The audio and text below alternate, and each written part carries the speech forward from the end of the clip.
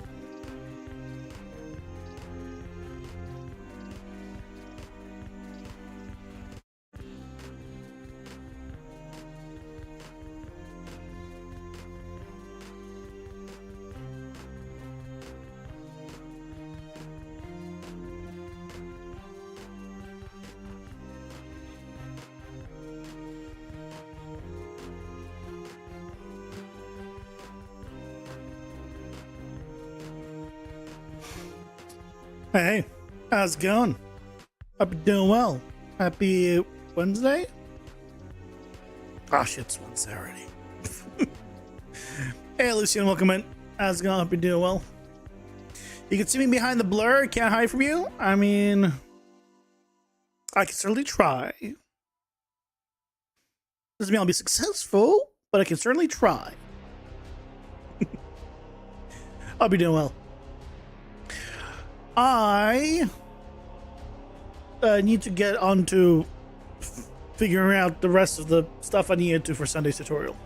It's Wednesday. Shit. Gotta do that. I have the base of it kind of figured out. I just need to like do the last little parts of it. Hey, Chiskino, come in. How's it going? Hope you're doing well. You're absolutely fantastic. Well, that's good. That being fantastic is pretty good.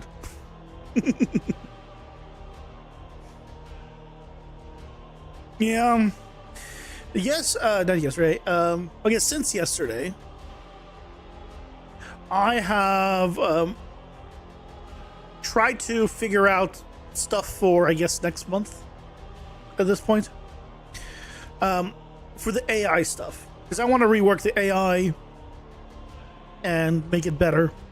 Because originally the AI I started where I didn't even know state trees. State trees have improved since then, and now I know all things a little bit better. So I think I'm gonna rework them from the ground up, probably. And also now I have the multiple tiers of mobs, so we'll rework some stuff. But I was also figuring out what kind of basic attacks do I want, and what kind of movement abilities do I want for mobs. So something that I want to do is trash mobs, right? Because we have trash, 7 to 9 trash mobs in a pack, 1 to 2 elites, and a champion. So the trash mobs will always have a basic movement of some kind and a basic attack of some kind. They won't do like a special, like, big AoE. They won't do like a big flamethrower. They're the trash version. But if that mob happens to spawn as an elite or a champion, and I can make it so only champions do X or only elites do X, right? Then they will gain an extra ability or an extra skill or whatever. So they will become more advanced.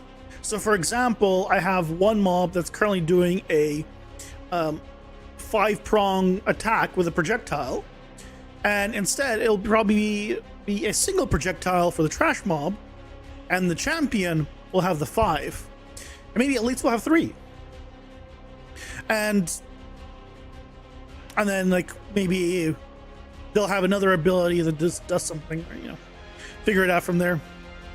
Maybe that also will set you on fire or poison you, I don't know. Figure that stuff out later. But that's kind of the idea, right? Is because so I'll need to have a bunch of attacks that are set up for all mobs to be able to have, and then I can say, okay, you know what? For this mob, we can have this kind of movement and this kind of attack. For this mob, we can have this kind of movement and this kind of attack, and then we can maybe change it during for an elite or whatever else. So I'm gonna rework it a little bit. You notify your boss today that you're quitting? Congratulations, or I'm sorry. I don't know which one I should say. Because I don't know if you're quitting because you found a nicer job, or you're quitting because it's been a miserable experience and you just want out. It's a great thing, only congratulations. I wasn't sure. Because, you know, it could be better, it could be worse. But congratulations then. I'll pull up the spreadsheet then, so I can show you guys.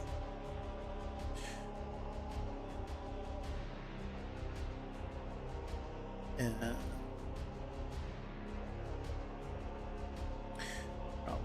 yeah, it's probably gonna be fine.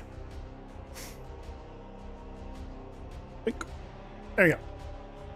So here's my little spreadsheet. So here's the movement stuff. So regular move to, straight line, mob moves from where they are to the player. Basic. Slow then dash. So they start out moving very slowly, then they quickly dash towards you. Leap is like a jump. It's a leap, jump, whatever you want to call it. A mob that kind of tries to strafe around you. One that tries to move in a zigzag manner. Another one, and some of these might work, like you might have one that leaps in and jumps back, you know, like it's not, it literally is just one and one only. Some of them are like dash back or jump back, right? Can work with move to and then jump back. So teleport, of course, and then they're like small dashes around. This is more from like moving around. And then that would be fun to have a super fast dash, like a near teleport. But then the wind up is just really long, so they'll just jump scare you right in front of you. They'll just, but then they'll have like a longer wind up for you to actually get out of the way. But these are like the basic movement abilities. And of course, if I think of more other ones, I'll add them to the list.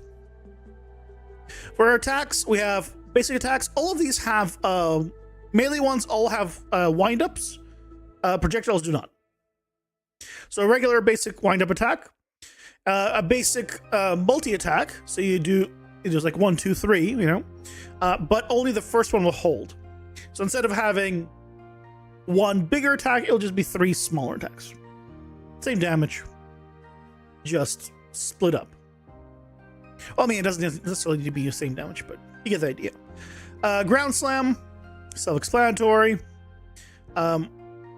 Spin, sweep, they just do attack. I mean, really, they're both doing this is the same attack, so I probably don't need a separate slot here because it's literally just AoE. Lobbing projectiles. One thing that I had before was some enemies lobbed a projectile, but the problem I ran into was because there's no real height. If they lobbed it towards the player, then the player can just move under it and then they'll miss it. Or if it tries to throw it where the player is, if the player is right next to them, then they'll just throw it right there where the player is, and the player just moves away even a little bit, and it's just so easy to dodge. But if the lobbing projectiles leave a poison puddle for a while, then we have some mechanic of actually like, okay, like it has an effect even after, right, it launches. So I think that's better. Regular straight projectile, then we have just a regular poison puddle. Maybe just an enemy just spawns poison puddles. Obviously, there's a lot of projectile into poison puddle. I mean, I feel like an enemy should be able to pull someone in and then do a basic attack. Honestly, this one's probably more move it here, honestly. Stun bash, just the attacks of the enemy just happen to stun. Honestly, stun bash probably also should go here. That's probably not something you should have on owl trash mobs. The ability to stun, so I'll move that there. A slow laser attack, a cone spray, another lob projectile, but a delayed explosion like throwing a grenade. So maybe you just throw something, it'll just, you know, stay there. After like a few seconds, then it'll do the damage. So it'll be like one of these and one of these, or like one or two of these, depending on which ones we do, is how it's gonna work. And basically what I'll do is I'll set up each one individually as a state tree action. And then per mob, we'll be able to say, okay, I want to do leap, and then into this, and then into, and then the attack is going to be like whatever. And then we just swap them out if we want to. They'll be like sub trees. And then these are, I don't know why I say more special attacks, just special attacks. So these are more ones for like elites or champions. Now, this does not include anything that is effects based. So if I have a cool like Niagara effect and I want to make an attack of that, that would be just as a separate thing that obviously I don't know what Niagara effects I have. So that doesn't include those. So leaving a dot on the ground kind of as like as walking is really what I meant. So as they walk around, they leave a dot on the ground. Fire, poison, whatever, it doesn't matter, right? An AoE radial emission attack. This is like more radial projectile attack. So instead of a basic projectile, maybe it'll be a radial projectile or multiple projectiles in an arc. Right, so we're going to remove the multiple projectiles from basic like trash mobs. They'll only go into the more advanced ones. I thought this one was pretty interesting. Tether two creatures. Could be itself. Could be to the player and another creature. Yes, not tether two creatures. Tether a creature and player specifically. So basically, that is creature. Basically, whatever creature it's tethered to, whenever the that mob takes damage, so will the player. It'll just probably pick a random one. Obviously, if it's the only one left, that it will share its own tether with the player, and I'll just have it turn that off after a certain amount of time, and the cooldown for it will be longer. So, yeah. We'll see. Larger beam attack, because you have a small one, the basic ones. So whatever mob that I might have a beam attack on, might just have a larger one in once they get to elite or champion. Having attacks that just drain the player's stamina, so the player can't run away if they get hit. I think it could be a nice little thing. Kill an ally and get bigger, stronger. I don't know. It's like, you know, I imagine them being like Cho'Gath, I guess, is the best example I can think of in League of Legends, where you just eat a little guy, or you can basically probably just have it only for the champion, where they can eat a trash mob, and then if it's around, and then it will just immediately kill that mob, and then they will get stronger and bigger. Pull player in. I think that'll be good. Obviously, we don't want this on a trash mob, because that means they'll just continuously get pulled every single way. And Sun Bash. Right. So these don't really need a special effect. I mean, some of them do. Pull player in should have some kind of visual thing, but otherwise you won't know what's happening. But that's the general stuff that I wrote down since yesterday. Again, this is more for next month when we start doing the AI rework. But I think there's going to be good improvements. And then once we set this up, theoretically, I could have any mob, including bosses, like use these movements, use these basic attacks, and we'll kind of rework it. Because what I had before,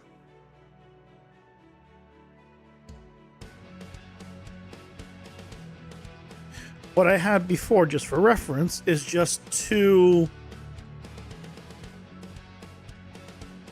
It's just a little messy. If I go to the character tree, sure, let's just skeleton. Like, it doesn't look very messy, but like if you click on this, you can see all of the parameters for it. And then I specify which gameplay tag it is, which attack option it is, and then in here it's like, okay, then which this one only has one combat melee. There's combat movement that has like a different ones depending on which one you goes, either go here or here or here. And instead of doing that, I just want to specify right in the tree, you're doing this one specifically. Taking the randomness out of it a little bit. And again, if I want to have the mob have a randomness, I can just I can tell it to be random inside of this tree specifically, instead of doing it as parameters. Yeah.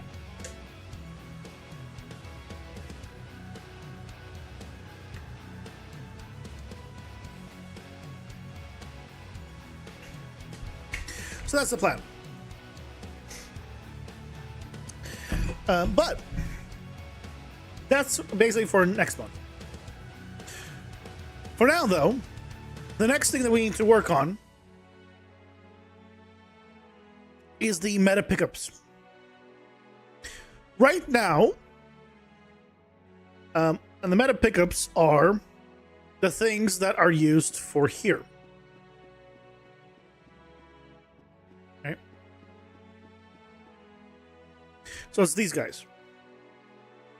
So right now, the way it works is they get spawned everywhere, but after you pick up 3, they stop spawning, or after 3 are generated, they stop appearing. But that means you always get them in the first 3 rooms, basically, that you get. And I don't want it to be always in the first 3 rooms, because what effectively you can do then, very easily, is once you know where they are, you just run past the mobs, and you go to the first, like, 3 rooms. I need to remove that portal. Right, you just run past these guys.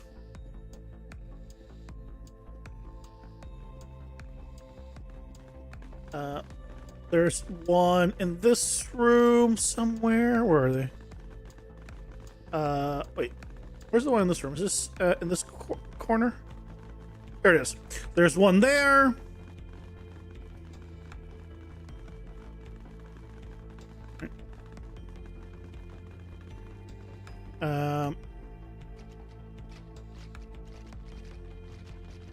Right, there's grab one there. See how quickly I already have 2. And if you only get 3 max, farming 3 would be very quick. So instead what we're going to do is make it so we get all the spawns in the world, and there's 3.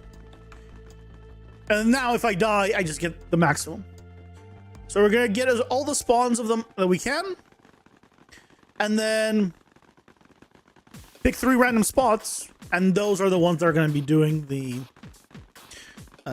damage. How do I have this guy so many times here? Why is it the same mob for all of them?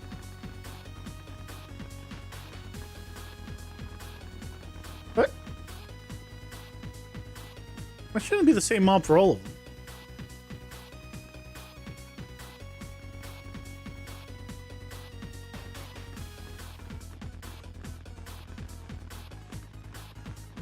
Are the other ones working fine? Well, 3 HP. I'll die for a breath, but... no. Why is it not? No, that's all the same mob. Okay, well, we gotta fix that first. Why is it all the same mob?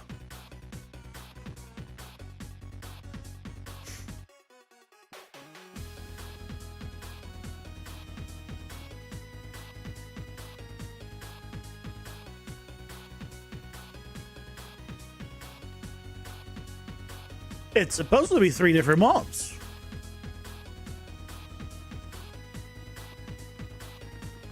Yeah, why is it all the same mob? I just realized. Huh?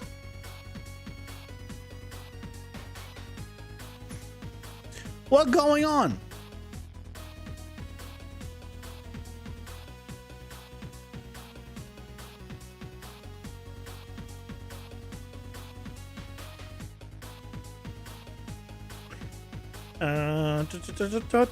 Oh.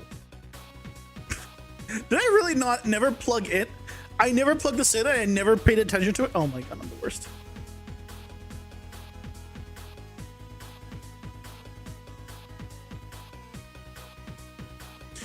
I'm the worst. Let's do, honestly, I'll just put this in a function.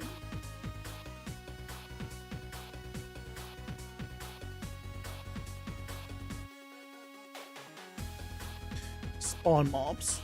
And then here we just do spawn mobs. So 4 spawn mobs, not easier. Spawn mobs.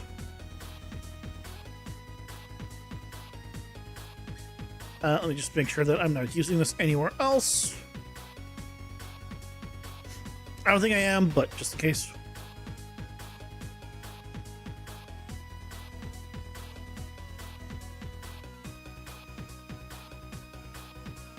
Hey, guys, welcome in. How's it going? Hope you're doing well. I'm doing alright. How are you?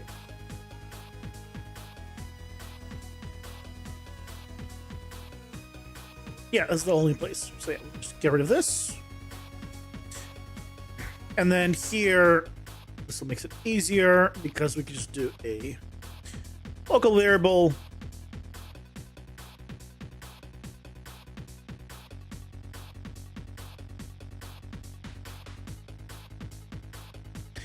Let me do one of these.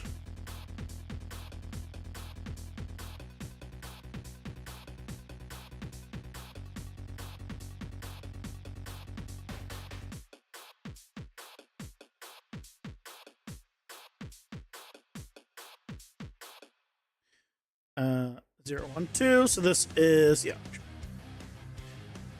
Trash spawn info.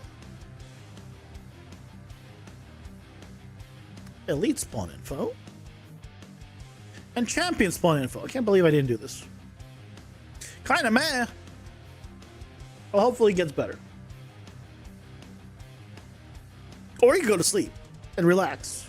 And then tomorrow will be better. So let's see if our actual pack spawning is working now. Because I can't believe I didn't notice that all the mobs were the same. After I set it all up, how did I miss that?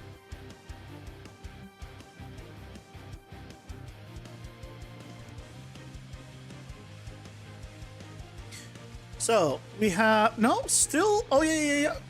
No. Why are you the same as these guys? You're different, which is good. Hold on a second. Let me confirm the logic here.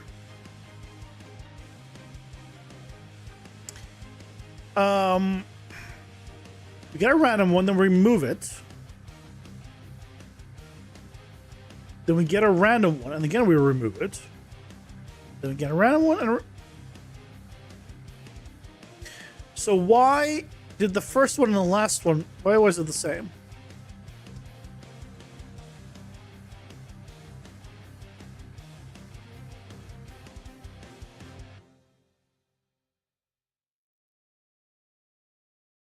Huh?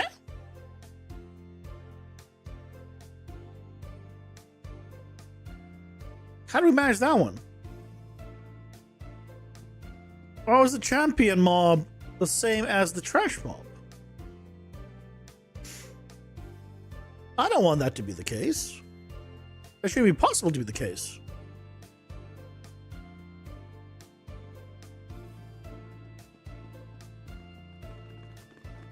Okay, so that's the trash mob. That's the champion. Yep, and there's the elite. So these, there we go. 3 different mobs in this pack. There we go. So we have Zorla as our trash mob. That is the champion. Okay, good. You have these guys as the trash. Zorla's the elite, and that's the champion. Why do we have a couple of these guys? Oh. I mean, they're from the other one. They just moved around.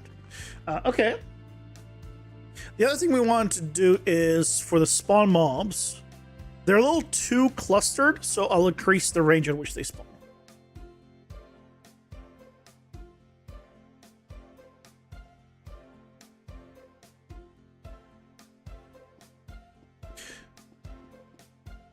So a little up so you guys can see the ground.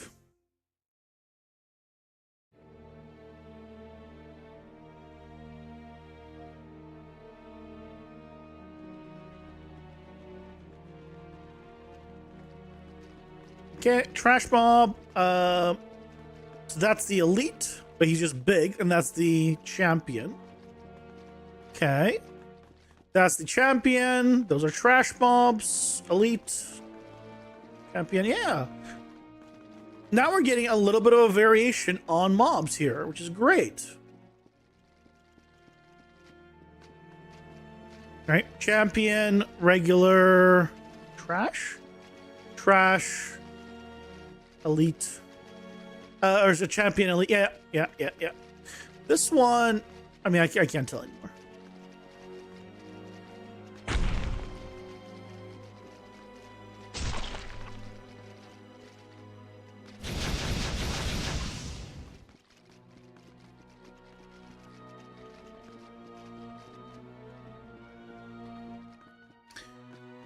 Champion, yep, that's the elite, that's the champion, elite, yep. Okay, cool. it's working better, and they're also a little more distributed. They're no longer completely bunched up. I mean, they're a little bunched up there, but honestly, even then, they're not like completely on top of each other.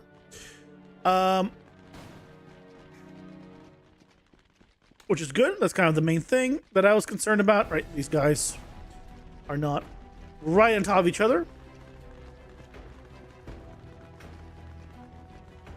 Okay. I think that's good. Okay. That's all fixed up. Let's go to what I was saying about the pickups, the meta pickups. So let's go to and find one.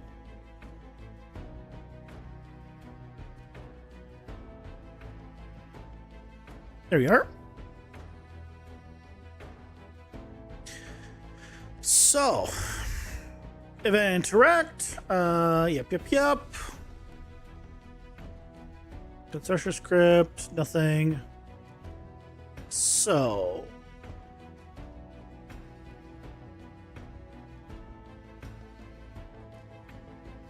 where is this being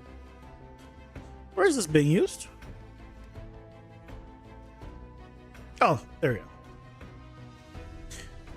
I didn't notice it because the interact was top.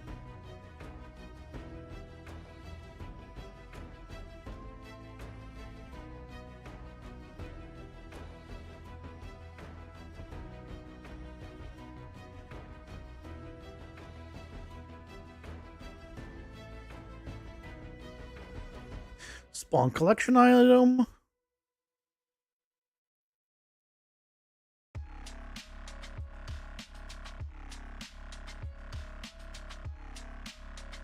We can overlap.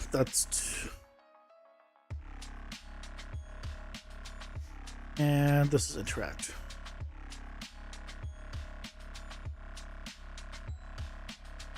Okay. So, on begin play, initial overlap. I guess I don't want to do anything on initial overlap. So what I want to do is get 3 of them first.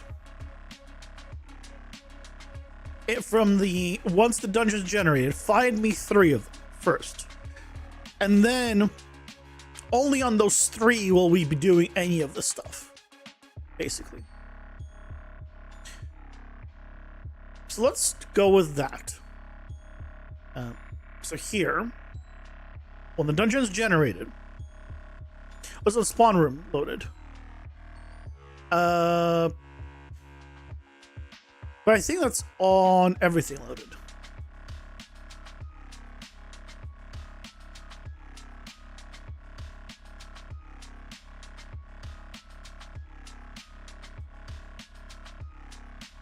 Why can't I? Oh, this bind event on chunks loaded.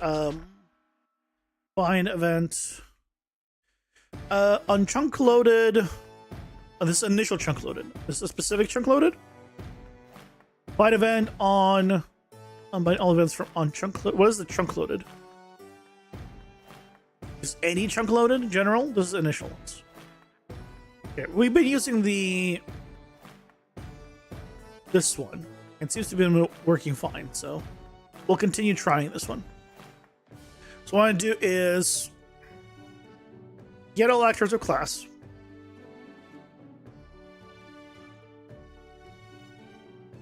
I think it's still my best option.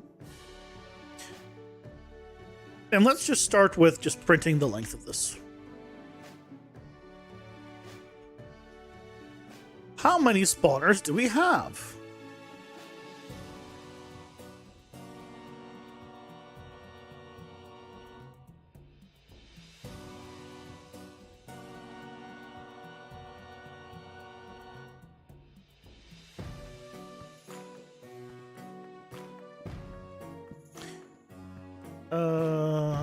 Yep.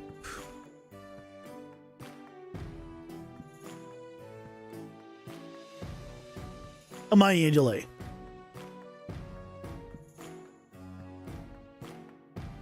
$13. And let's see if it's right.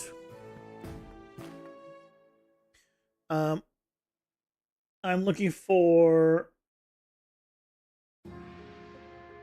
mob spawner.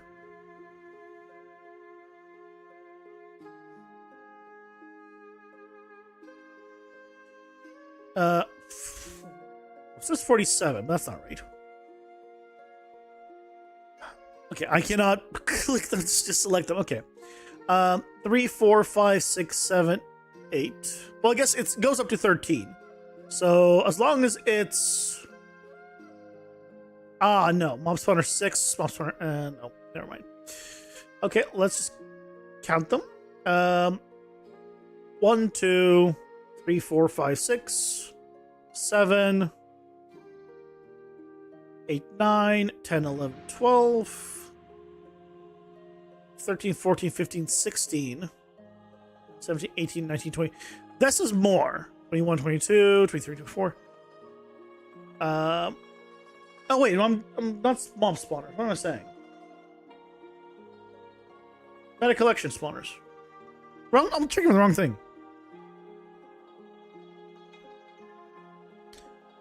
13. It's correct. It's correct. I was like, why is it so wrong? No, I'm just stupid.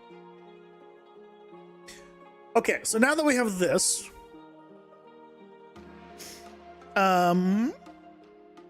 let's go ahead.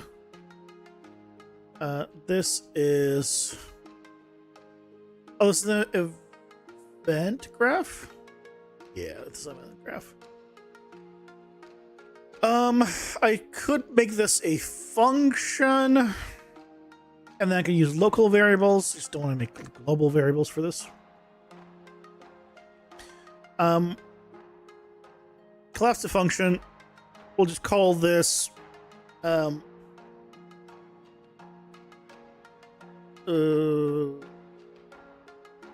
spawn meta collectible pickups.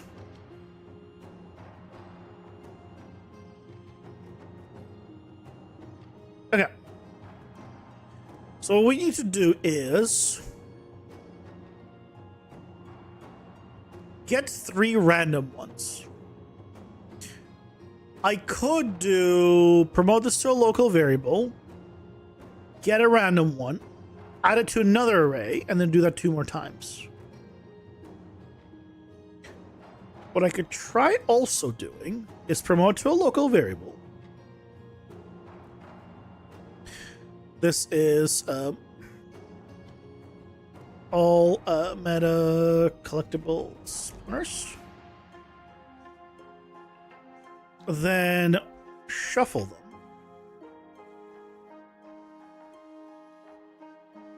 Can I set the length of an array? Well, I guess I don't need to, because then I just do a for loop.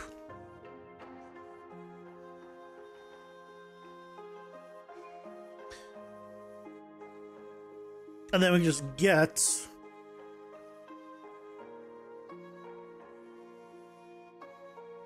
why can't I do a get a reference? I guess it's because it's a local version. Then we get this one, and now we can do whatever you want with it. It is of the correct type. Good. So what we can do now is just do a custom event. This is going to be initialize. So instead of doing a begin play, we'll do it on initialize. And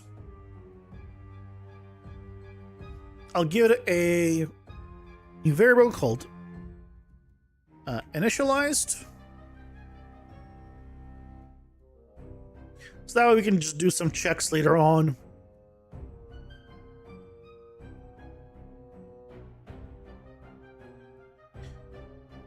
Spawn collection item. Wait, why do I have a... Oh, my chance to spawn right now is 100%. Yeah. So I don't need this because, yeah, we're not using this anymore. It's going to be based off its initialized.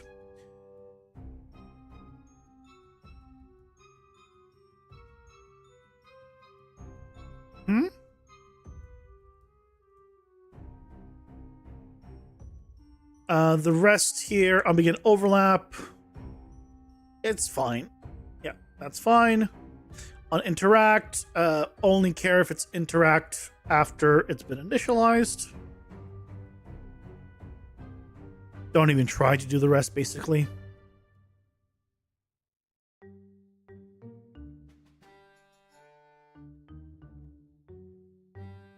Okay. And what we can do here is run initialize. This one.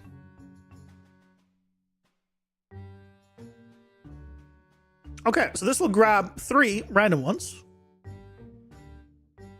Because we shuffled it, so it's 3 random ones. And initialize this. So theoretically, we now are already good to go.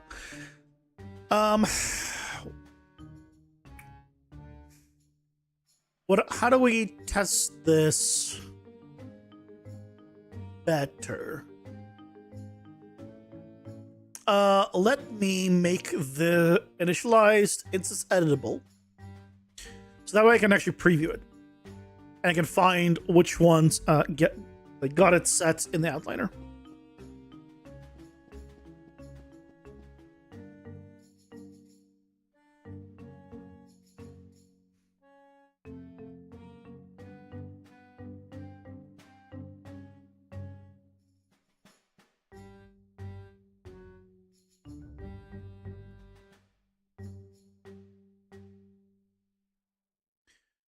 Oh, I cannot select it. I can't select them. Fine. God damn it. I want to select it.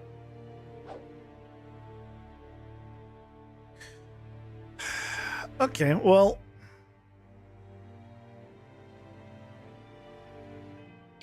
What we can do then is when we do this, do a print string, set it to be like 10 seconds.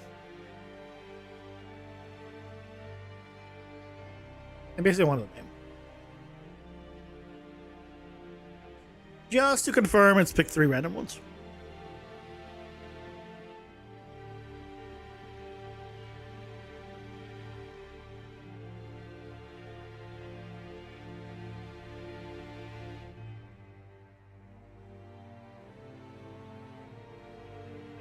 Okay. Right. It's just gonna give you the name of the...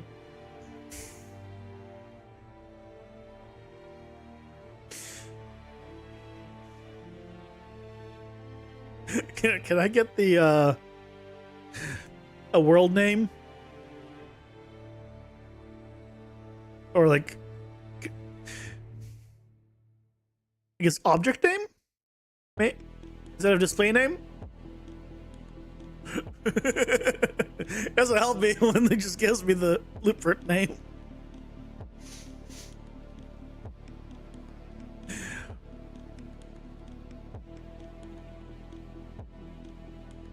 And it was 3 though, so you know, like, so that was good. God damn it. Yeah, it won't know because it's all inside of level instances, and it's not like I'd be able to see by name here either. Fine. Okay, well, it's picking 3. So I'll have to trust it. We can try running around and see if we can find... The hell? The hell was that? Was that Epic's launcher thing? It looked like the one that I saw before from the Epic launcher.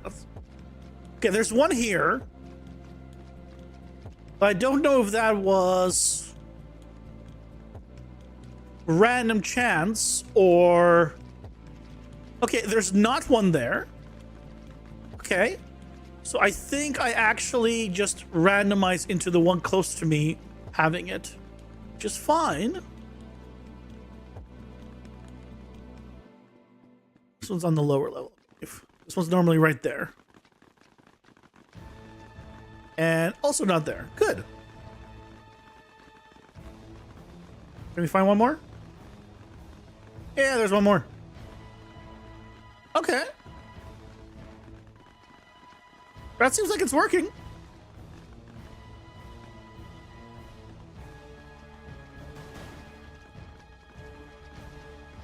Yeah, it's not here. That was the spot. That's where we see the E. Okay.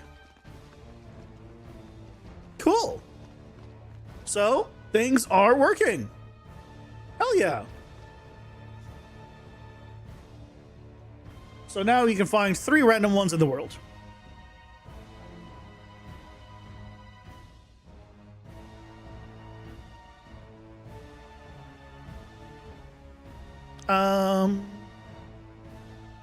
Do I want to make it a variable? Okay, local variable. Meta collectibles per level. Whatever it is, -1.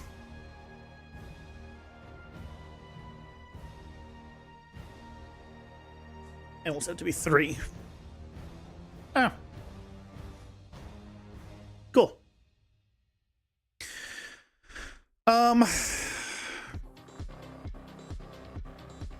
Yeah. The next thing I want to do is all of these meta collectibles, right, come with their own kind of icon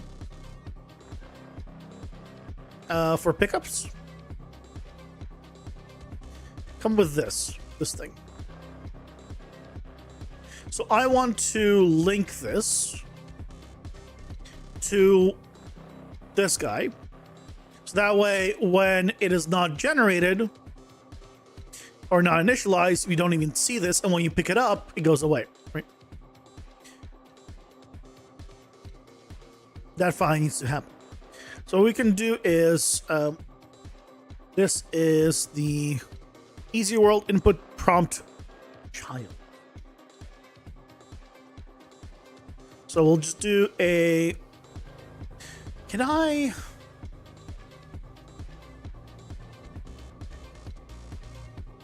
Now, setting up the configs and all that will be a pain in the butt.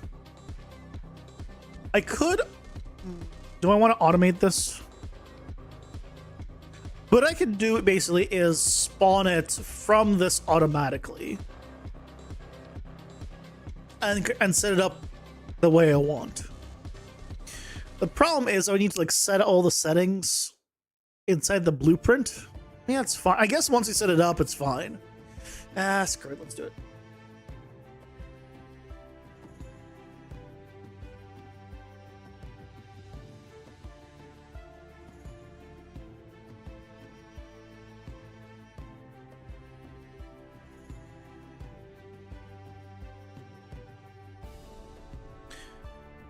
Spawn actor in class. It's already selected. Ooh, a lot of it is exposed. Okay. Collapse to function. Spawn interactable keybind display, or spawn keybind display.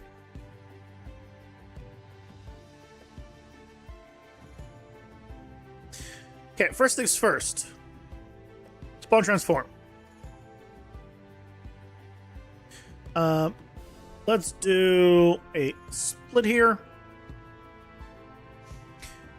So what we want to do is first figure out how much higher it needs to be. So what we can do is take you So it is about 135 higher. So we can do get actor location.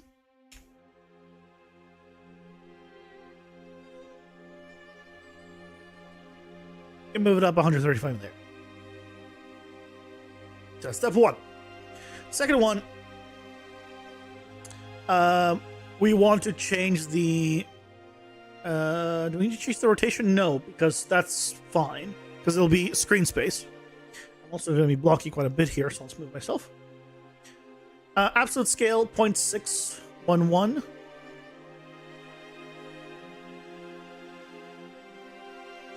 I don't think I need to have it be absolute scale. Why is it absolute scale versus relative scale? I guess it's just default. That's fine. Collision handling override default. Always spawn, ignore collisions. Display type screen. Use input action. Oh, this is so good. I love that it's all exposed.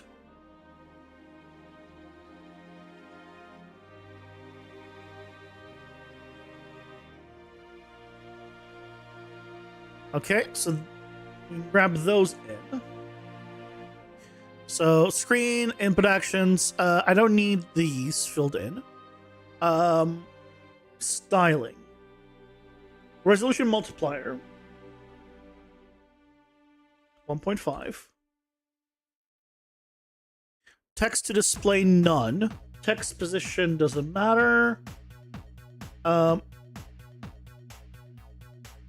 what I can do is just do only modified. No, that's it.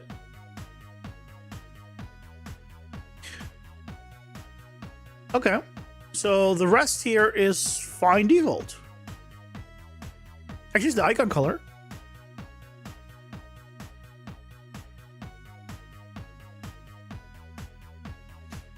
So theoretically,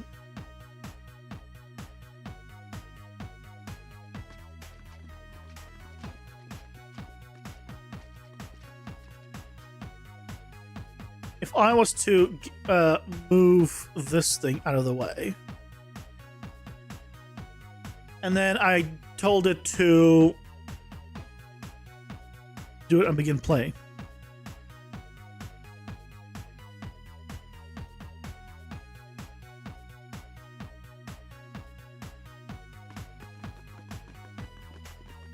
Yeah, that's pretty good.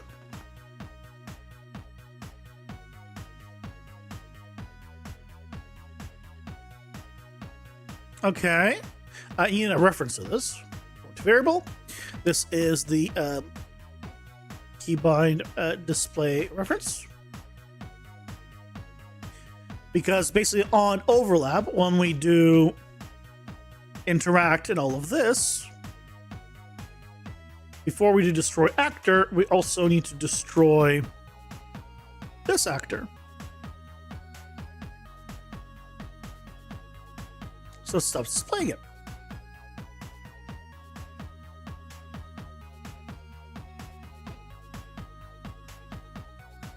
And now all we need to do is go through all the levels and remove that thing. Because it's not going to be spawning automatically. Huzzah!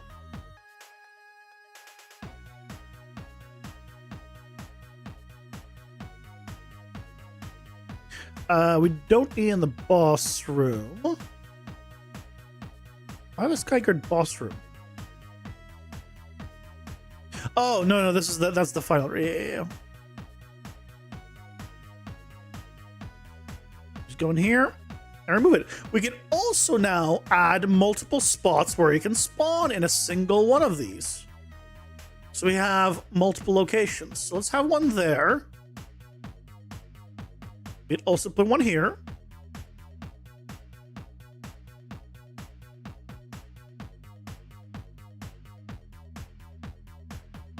Do we want one maybe in the trees over here? Excellent. I have all the places where it can spawn. Really mess with the player.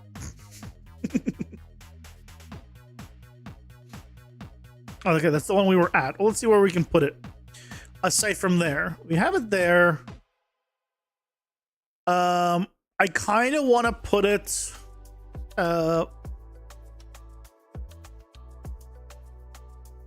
also here. So maybe just underneath this thing. I know it'll be right in the open. It's not really a secret spot. I kind of like that spot. And the other one, yeah, we could put it over here in front of this thing. And maybe over here.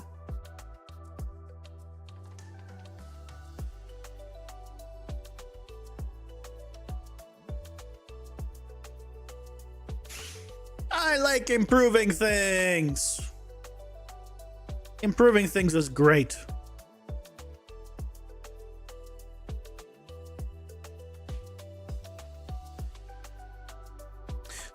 I want to have it all in all of these corners, right? They can all have it. Look around.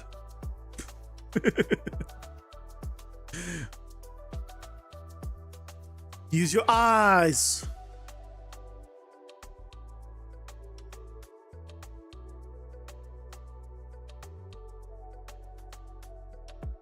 I'll put it here too.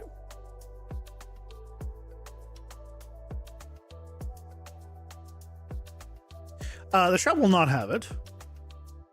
Yeah. I could put it in the shop though, but I think there's no reason to. Oh, perfect. While we're here, let's get rid of this thing. This one does not have. Oh, you know what? No, it should not have it because that's the spawn. I don't want to get like a free one right away. This also means that a single room could have all three.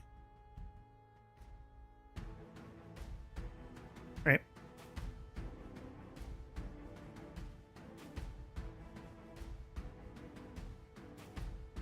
Okay, we have one there. Let's have one down here. Oh, that's supposed to be a tree. Oh god, the trees did the thing.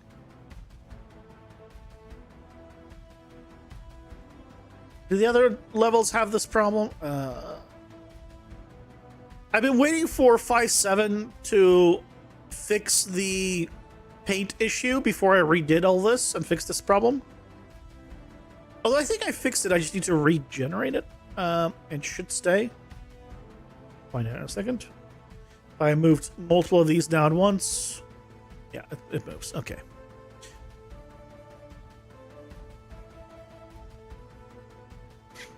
Okay, so we have that there. Where do we want it? Another one? I'll have one here.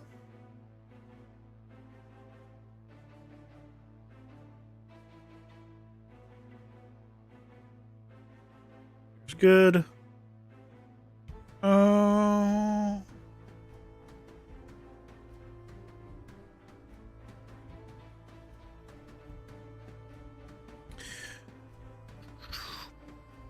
I'm tempted to put it here, but I feel it's just too out in the open.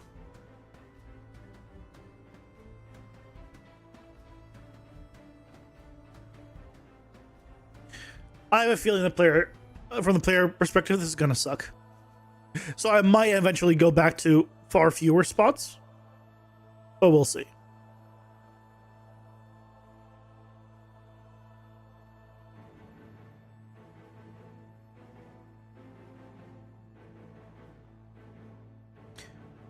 It is here.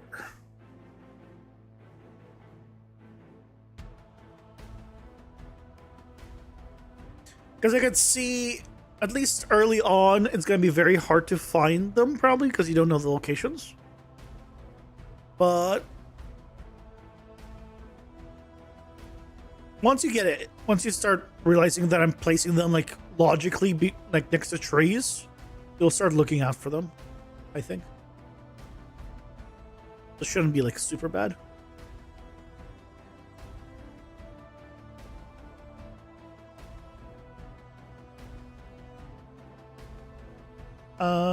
Do I want to put it? Yeah, I kind of want to put it here as well.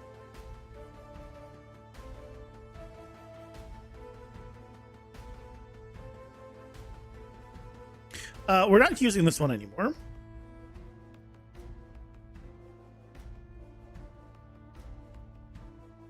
So no need for that one. I kind of tempted to put it on that bridge.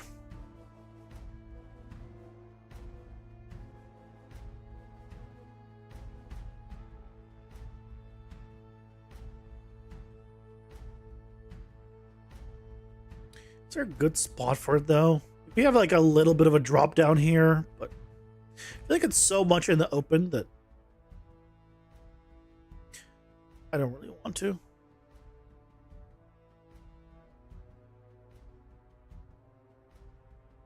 Last level.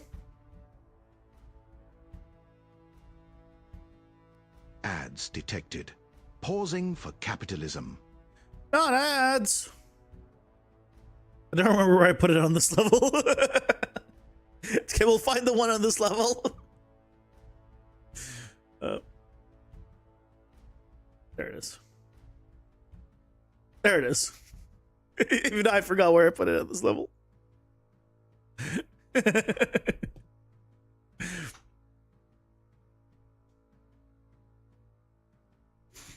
And you will be next to trees. They're always next to trees. It's because it provides a little bit of like, make it a little bit hidden in quotes. But you just know that it'll be next to, always next to something that is like an environmental thing.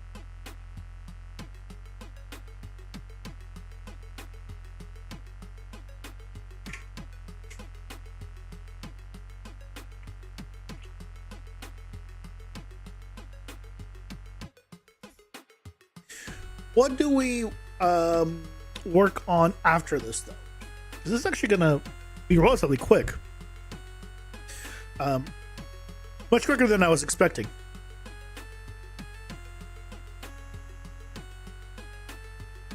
We'll think of something. If not, we'll start looking into the AI stuff. So, or we try packaging and then looking into the AI stuff. But probably, I feel like we still have, you know, another day where we can. Well, I think we still have today though that we can work on it, because Friday I might use for PCG, but that still gives us tomorrow.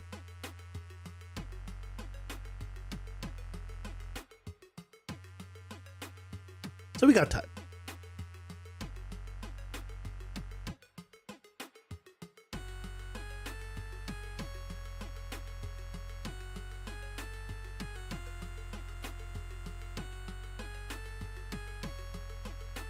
What can we do? What can we do after? What is left to do? What do I have on my spreadsheet? Anything else recently? Oh, you know what we can look into? Record tracking for the game over screen. That's what we can look into. I want to save all of the stats from the game over screen, and then show when you get one that is better than your best friend, basically.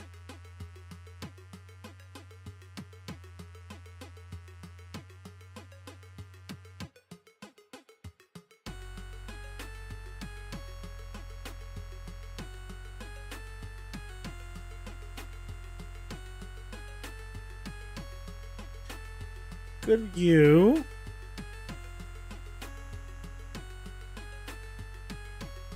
This place has too many mob packs also. I need to remove some mob packs from here. So we'll look into that as well.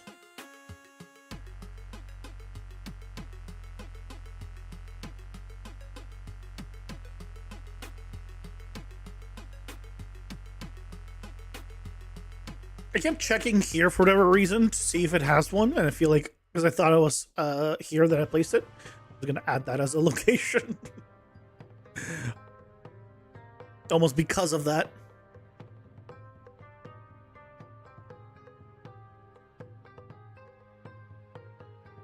Okay. Let's take a look at where all of the spawners are. There's 8 spawners here. I feel like, yeah, that is too many.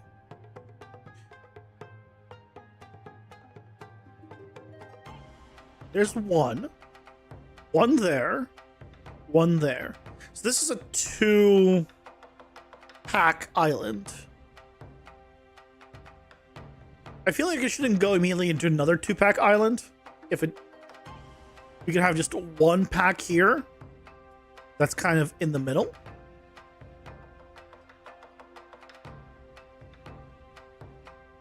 And I feel like between these 2 smaller areas, we just have 1 pack.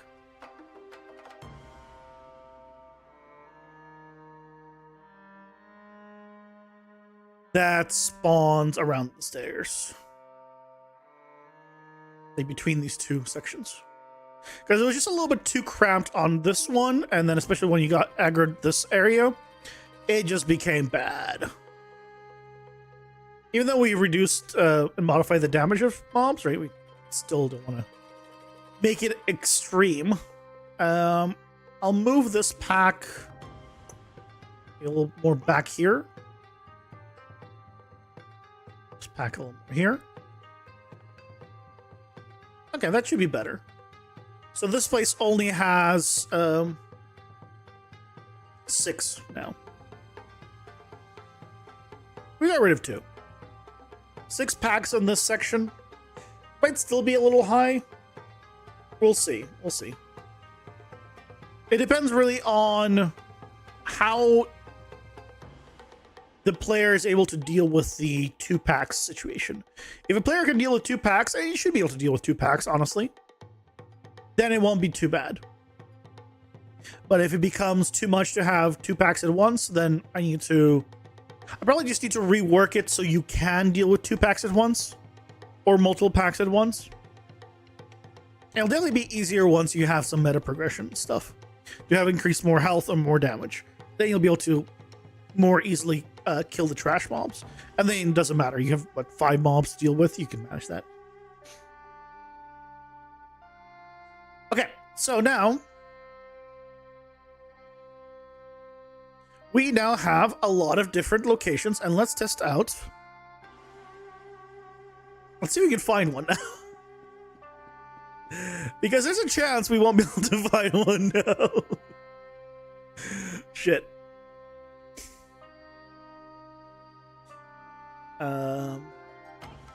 Huh. What I usually do is spawn... You know what I should do? I should spawn a cube. Above them. Oh, they body blocked me. Oh. I need to look everywhere.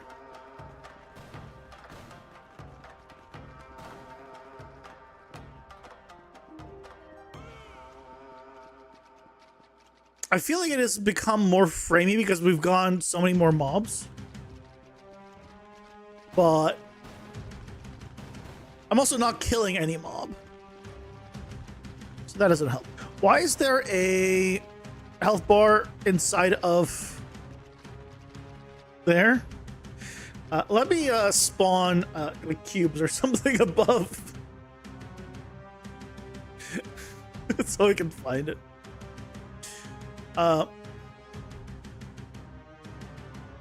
Spawn action class.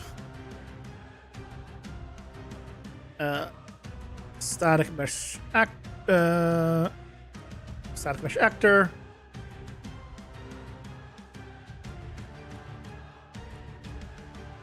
I think it's like 300 above. I think it's like 3x cube, so you can really see it. And then set static mesh. So there's nothing spawning. Cube. That should be fine.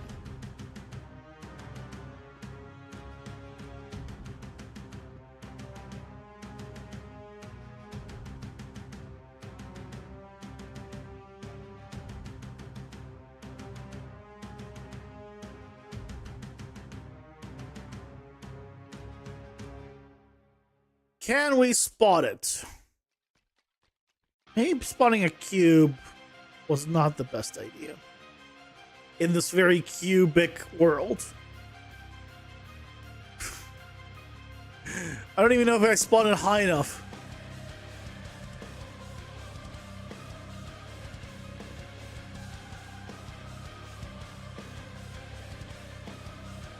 Shit.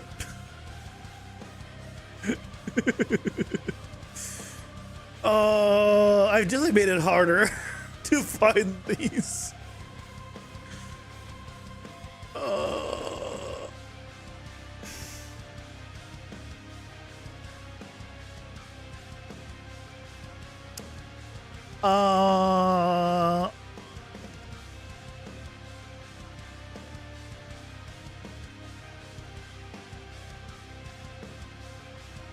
Oh, there's one.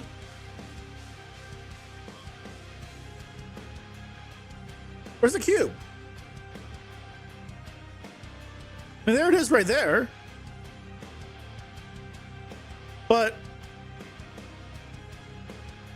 where's the cube that I spawned? Wait. Where's the spawn point?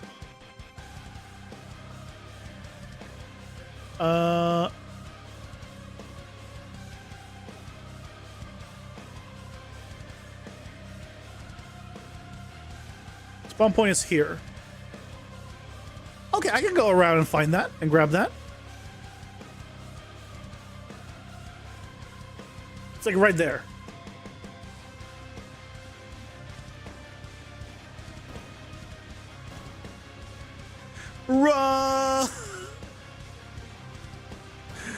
Okay, some of the we really need to not have those. Yeah, okay. I think I just need to have that be a little higher, but that worked.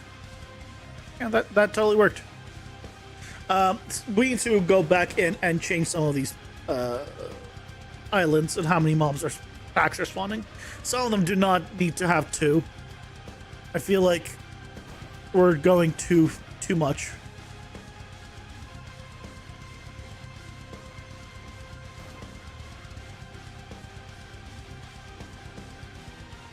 Yeah, like that island is like a bigger one, so I feel like it was fine.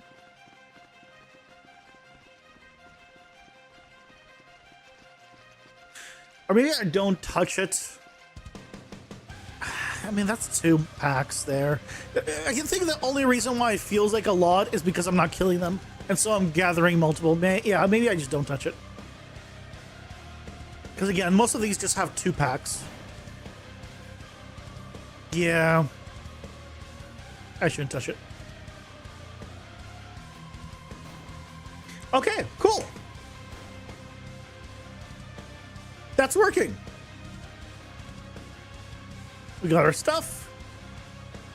It's all being collected. We should be able to see it here. Yep. There it is. Right there. Okay. Ooh. What happened here? Calling set static mesh on. Oh, but mobility stat. Oh, that's why I didn't spawn. Whatever. Like, why is it not spawning? It doesn't matter. We've confirmed it works. We just want to increase this height probably to maybe 150 or 160. Okay. So, if I take a look at my spreadsheet, or by just putting numbers and stuff on. I've adjusted the HP stuff. I've adjusted the damage stuff. Just change this to. These are the values that we're going with right now. This is no longer accurate. That was the wind up. I should change the wind up now. It won't hurt to do that.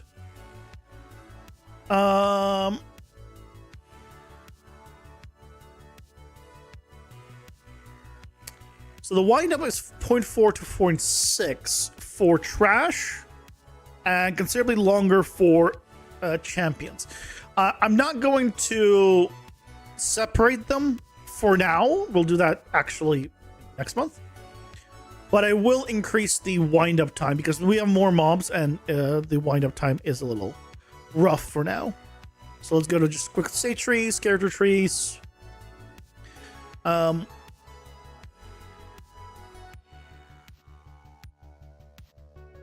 I just need to modify on the melee guys, basically. Alt 2D1, you, and you. And I think bosses are probably fine. Well, just a later. So, the attacks here. Oh, look at that. The skeleton 2D already has exactly 0.4 to 0.6. Previous me was a genius. Man, good job, previous me. 0.4 to 0.6. You know what? Maybe I don't need to adjust anything. 0.4 to 0.6. Huh. Okay.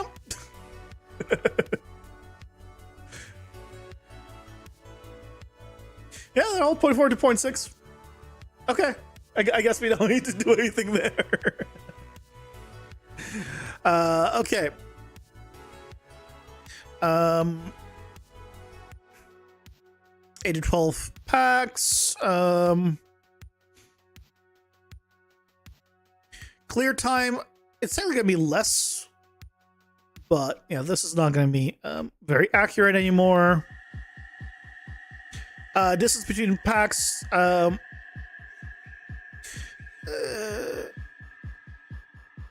This is, yeah, does not pertain very much anymore. Yeah, aggro. This is aggro range. 1 screen worth. I should check how far that is. This is incorrect. Champ should not have an increased radius, though. I feel like the whole pack should have. Do I want to, once I rework this, implement pack pulling?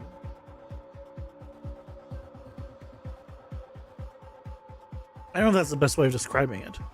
Or if you pull one mob, the entire pack comes? Probably not. It's not like the distance there is very far between them. You'll have pretty much pulled most of the pack anyway. Yeah, there's no need. Okay, we've adjusted the potion stuff. It is now 20%. I have changed the potion fill amounts. So I believe I did that. I changed to 450 XP. So this is no longer this is like 70% or something now.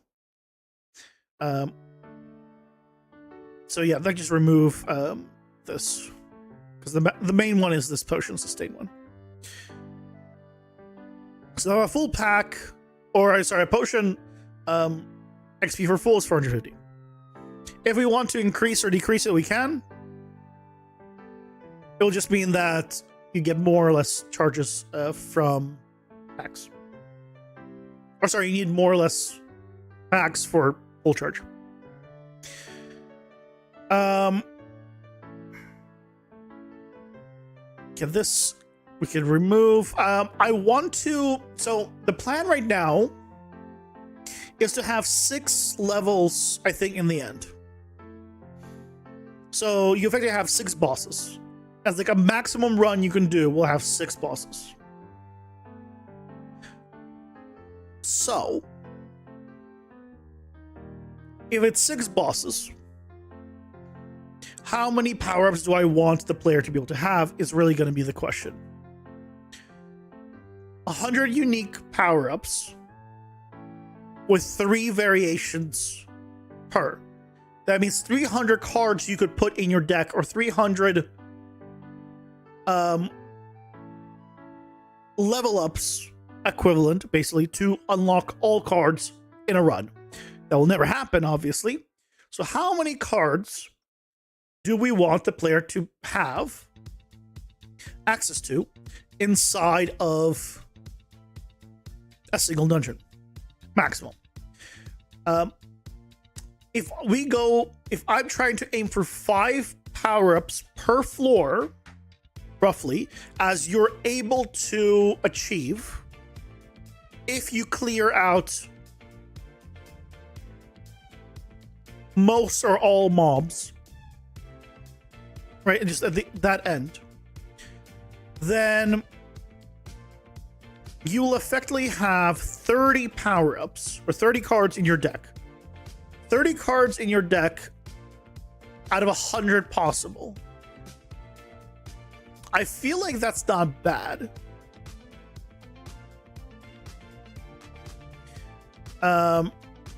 It's not fixed anymore.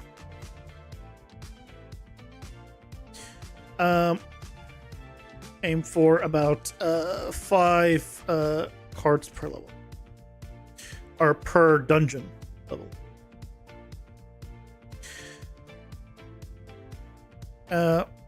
Why did? Yeah, I don't know why it has it cut off. We'll just do this. If you have access to 30% of the cards or the power-ups, is that too many? Is that not enough? I guess later on I will be introducing more power-ups. It's not like 100 is just that's it. I'm doing 100 and never any more. There will be more eventually. So I guess as a percentage of cards you can do, it's probably fine. The level bars are whatever number I choose, and then 1,000 more XP the next run, and then a 25% increased XP per level, per dungeon level. So in floor 1, you'll get 100% of experience. Floor 2, you'll get 125%, then 150%, 175% of whatever the mob's base experience is, which is down here, 30, 120, 300. Which I think is probably going to be fine. Obviously, we'll need testing. Yeah, here it is. Plus 0.25 per level XP multiplier.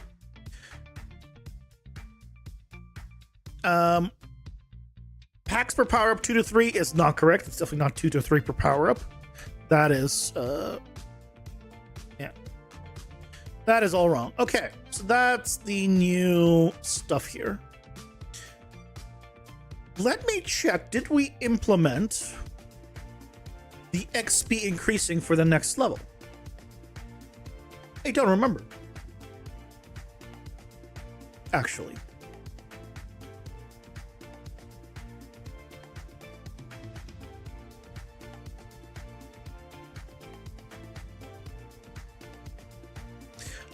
This was supposed to be 0.01. I mean, I guess how much currency you get is we'll figure how much you get. If you're meant to get, yeah, if you're getting 6,500 for the first level, and I want you to hit 5 levels, right? Plus 7,500, plus 8,500, plus 9,500, times 0.01, right? That's 30. So if you farm the mobs for experience, get this. I do want to figure out a better system for currency for mobs that isn't just basically equivalent to experience. But that's for later. If it's not a big deal, maybe instead of 0.01, we'll do 0.05. 3. The current cards to buy them from the shop costs 300. So that's where I'm basing that off. So I want you to be able to buy the cards right now from the shop, but I don't want it to be like, oh, you just buy all of them in the first run. Or in the first level. So that obviously will need to be played with and figured out. But the main thing here is when we do modify XP, this is for the currency, this is for the potion. Here, XP requirement for current level.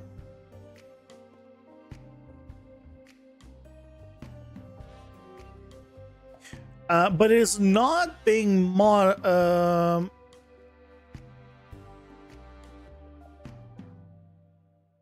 it is not being scaled by dungeon level. We have it scaled by dungeon level. So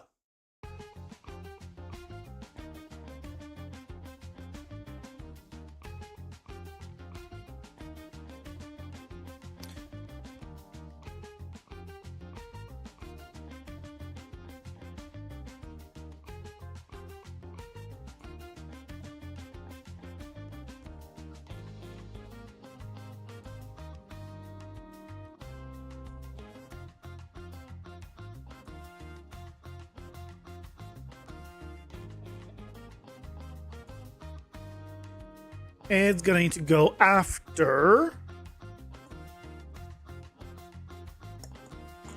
Well, guys, it's here. Modify XP plus current XP, which is the how much we're bringing in plus the current one. But the modify one is the one that needs to scale. So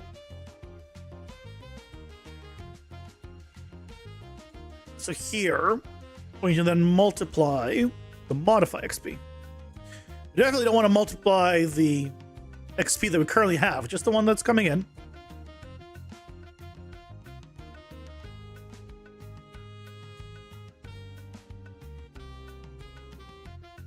Which is going to be the dungeon level. Multiplied by 0.25. Make this a float, please. 0.25.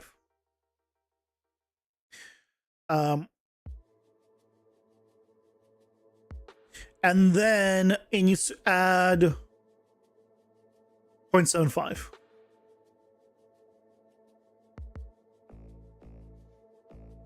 It needs to add 0.75 instead of 1. Because the first level is going to be 1. It's going to multiply by 0.25, but we want it to be at 1. So that's why we're adding 0.75, so that becomes 1 for the first floor. Second floor will become 2, which is 0.5, but we really need only 0.25. So effectively, I'm just removing 0.25 here. And then we do a multiply here. The only thing I'm concerned about is multiplying it by a float here. There's many times where multiplying for ints by floats doesn't end well. What I can try doing is doing it like this, where the second one is the float or the int. That might end up being a little bit safer bet. Okay. I'll just confirm that we're still getting experience. And I didn't just break everything. Mobs already do have more health and more damage. We already set that up. Having more experience for it would be good.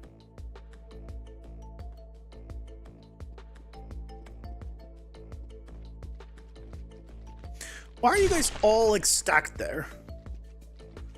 Yeah, I get experience. Good, good, good. I was not looking where the mobs are, and I'm already almost dead. I mean, yeah, looking where mobs are and actually paying attention to the game, probably important.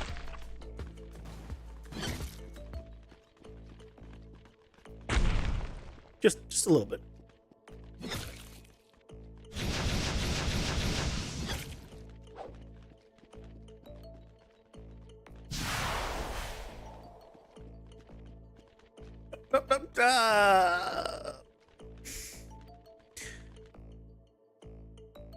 died already. If I was paying attention, I would have killed them all. Okay, but it seems like experience is working, so good. Modify XP, add yes. That's all being checked. Current XP. Okay.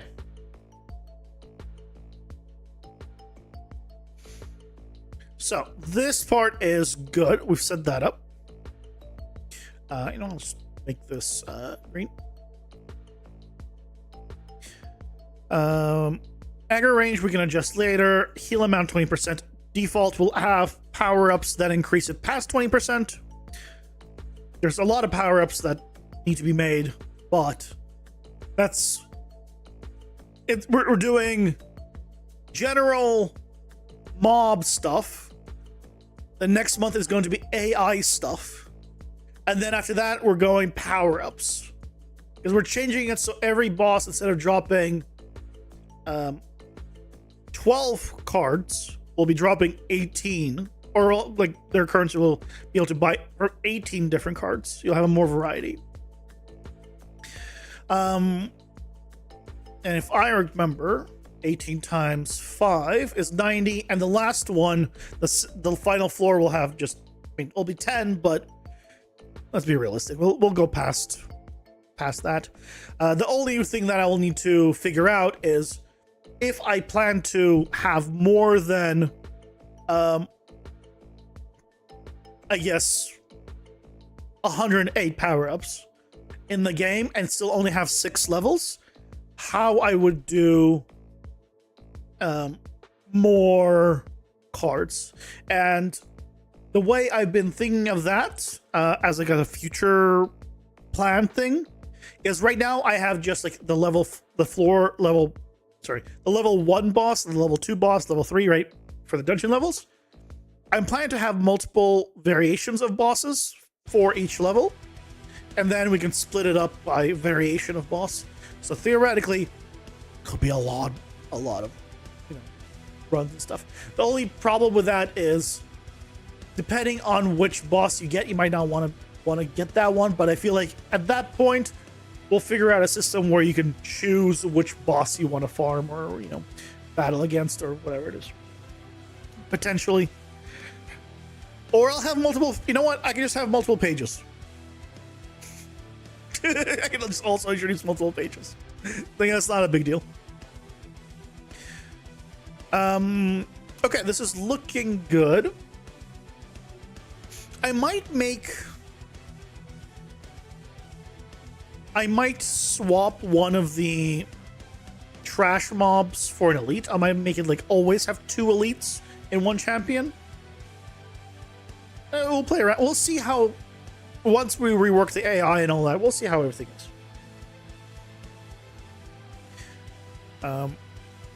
Damage is adjusted. HP for them is adjusted. These values are wrong now. These values are wrong now. Because I've changed them so much. Player abilities are here. We already adjusted them. So this is all wrong.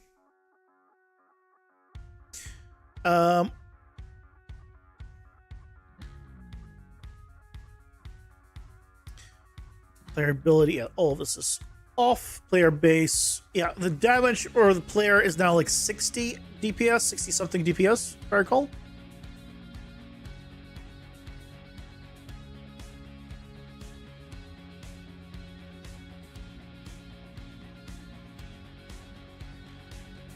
Yep. So yeah, this is all values of how much damage it does. I mean, I guess this is actually, the damage here is still correct. It just, we changed the cooldowns. The wind-up assumptions is just wrong anyway. I don't know why I have those. I can control it a little bit, but I want it to be faster. You know what? Maybe that's something we should do now. I've been meaning to look into how to make the the effects that were spawning not stay on the screen as long because they block a lot of the visual aspect of things. So I need to do that. I have some stuff here written down for power-ups and a bunch of calculations for experience. Basically, if you get a certain amount of experience and a certain amount of spawners or packs, then this is what level you'll be. Right now, I have it actually at 6,500. I need to know how many packs there are in my dungeons on average, because I think I'm not going to actually be able to hit level 5 in the first level with the amount of packs that we have. Let's actually do that, because I need to know that. So what we'll do is get all actors to a class.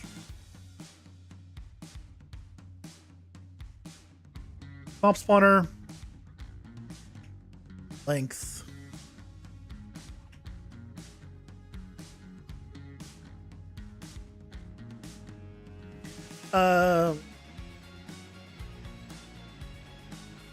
Yellow.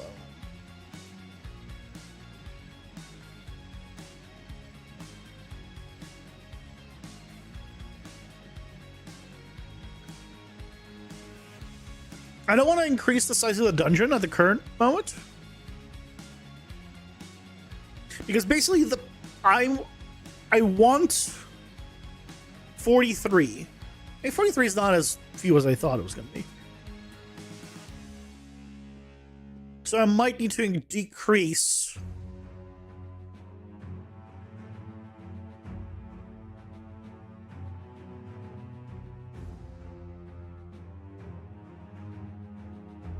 $55. Okay. Was the first one just a really low roll? Or you get the kind of the average. Let's do a few of these.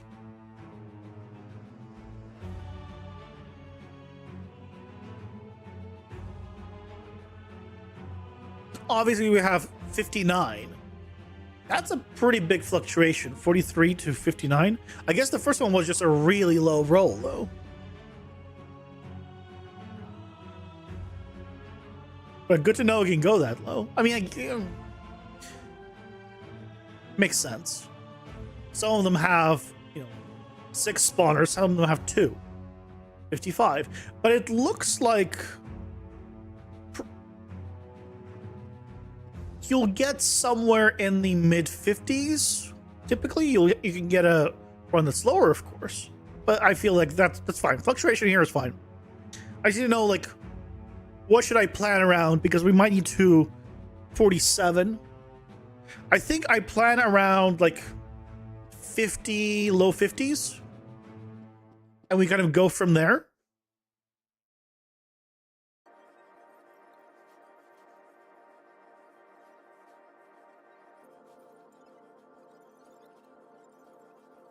$40.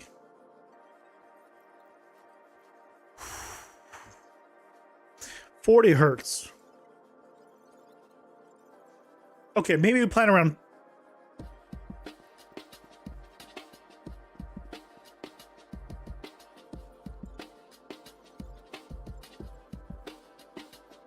I mean, so it's really 42, nearly 60, 41. Okay.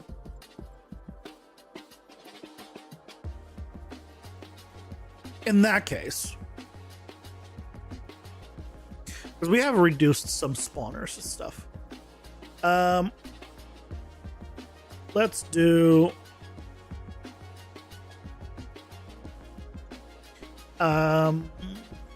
the times were estimates off of previous numbers. So get rid of that. Let's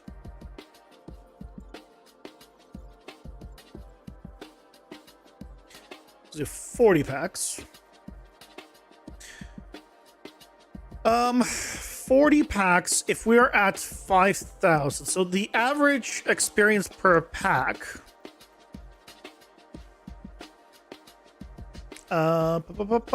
is 8 times 30 for 240 is the base one.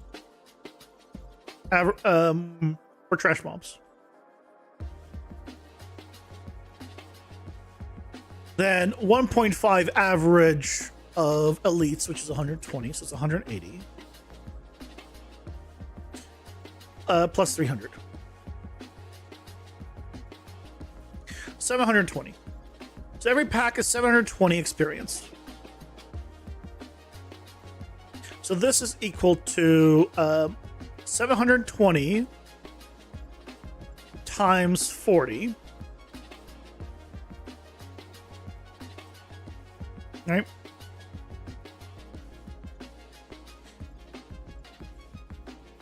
And then first level is 5,000. So this minus 5,000 minus 6,000 minus 7,000 minus 8,000. So that's 4 levels.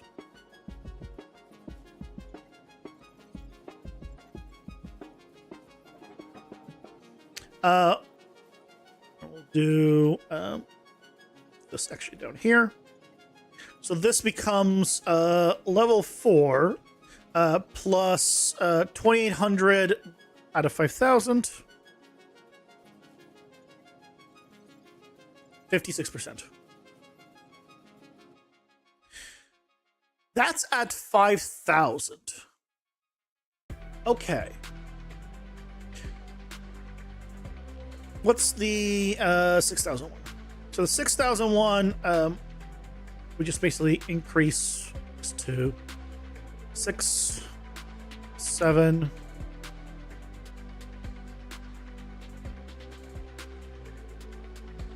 Becomes level 3. Oh no. Oh, this wouldn't be 56% because I did 5,000. That would have been level 5s, which would be 9,000. So actually, this would have been 2,800 divided by 9,000. 31%.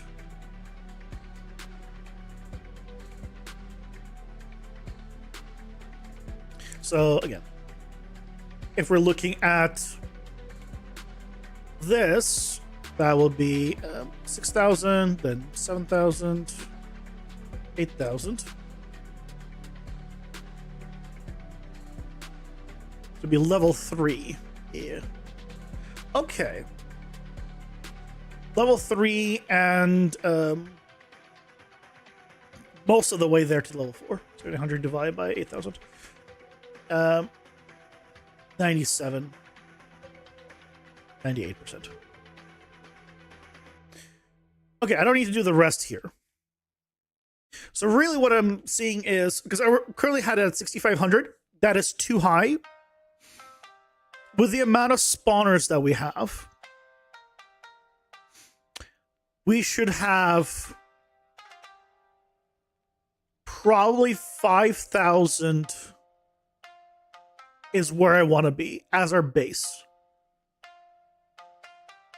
We were fluctuating all the way down to 40, but that was the, like, right, that was not the norm. That was just the extreme on one side. And we went as far as, what, like 57 or something? So I'm hoping to get 5 packs or 5 levels if you get to full. Maybe I should just check what it is if I do 4,500 or 4,000.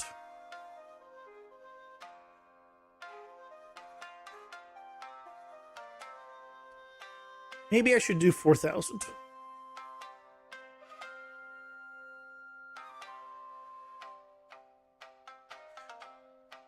$4,000 at would get us to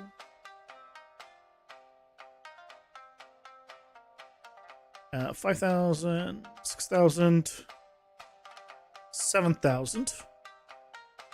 Okay, so this would be level 4 plus 8,000. So 1600 divided by 8,000. 85%.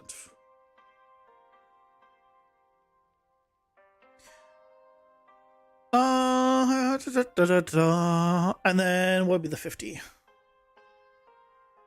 If we did 50 packs,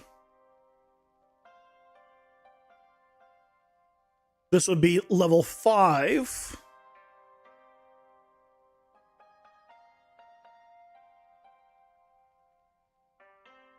And I guess 66%, 67%. That's probably too high. Maybe go 4,500 though, and 60 is, yeah, 60 will get you to level 6, which we don't want.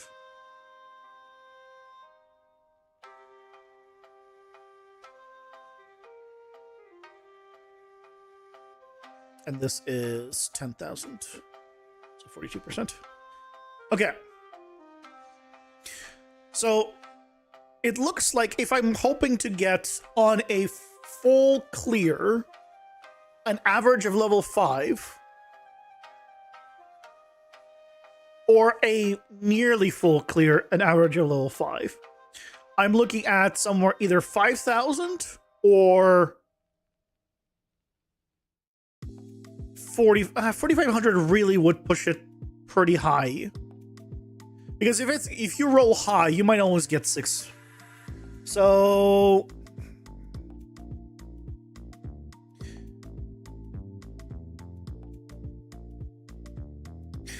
I mean, on some you'll roll high, on some you'll roll low. So you'll average out probably around 50. So I guess if we're thinking about it just averaging out, I think you'll average out, well, we never got to 60. We did get to 40. Can we get to 60?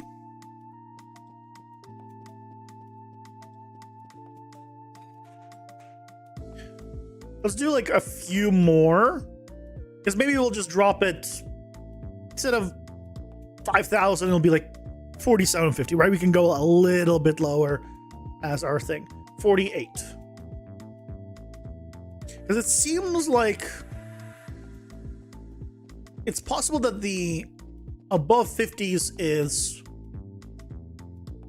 more rare than below 50s also, right? It doesn't, they're not necessarily a linear line here. 46, I think that's actually the case. Where you can get lucky with a very large one. Or unlucky, depends on how you look at it.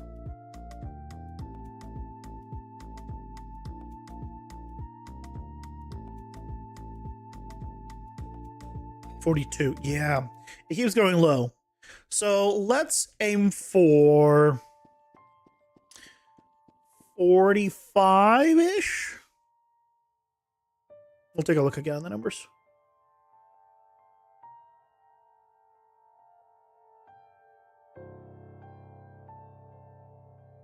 $40. Yeah, we have not actually gone a single one past 50, have we? Huh.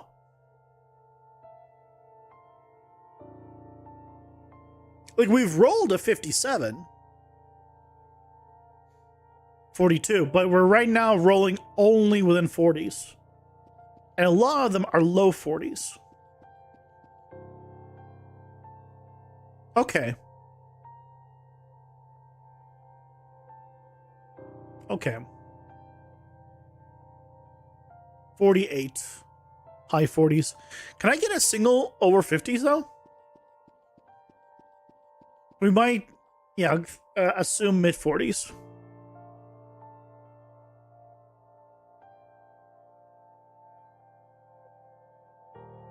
Last one. We'll test. 46, yeah, mid 40s.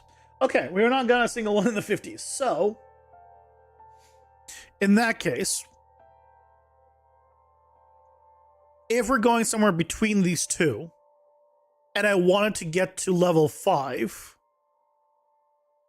this would be too high. So really, I think we're looking at around 4,500.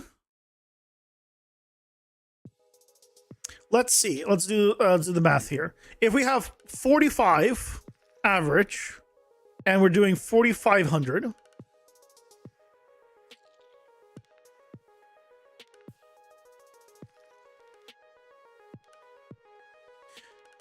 We will be just under. We would be just under level 5. We would be 8,400 out of 8,500 experience for a full clear.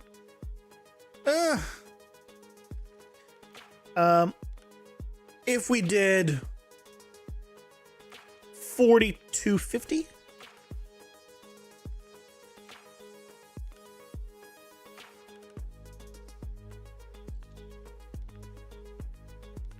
$8,250. We would get to level 5 with 1150 divided by 9250. Yeah, next one's 9250. Oh.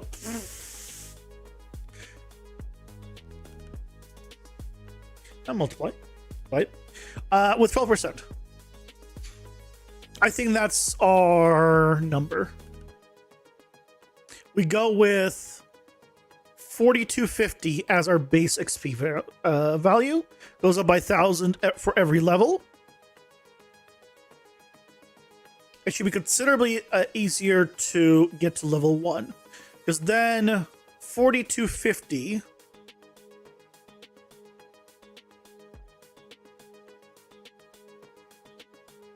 so what, 750 per divide means 5.5 packs will get you your first upgrade. Let's start with that. Let's adjust for that.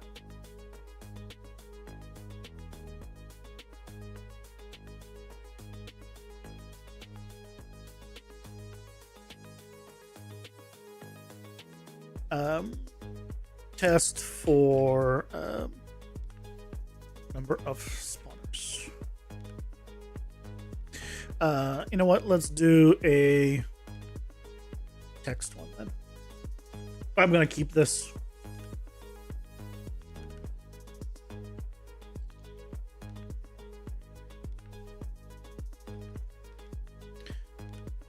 Spawners in world.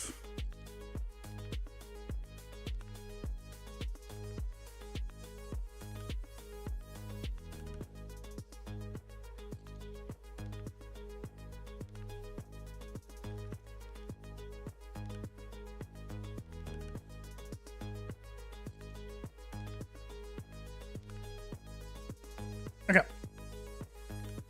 Now,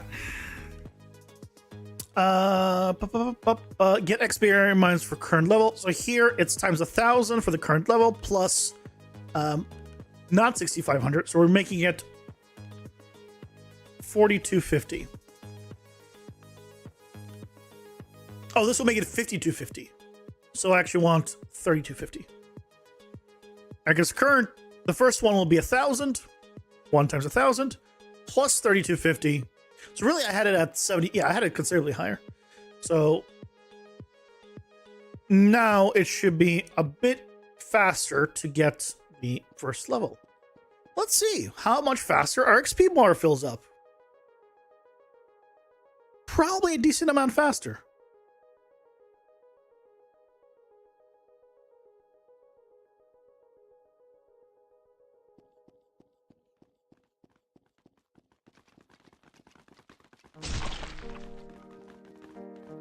No, no hitting.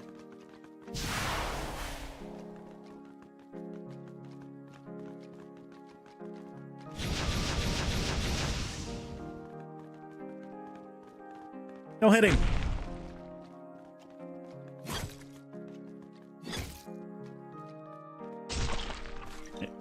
Got you.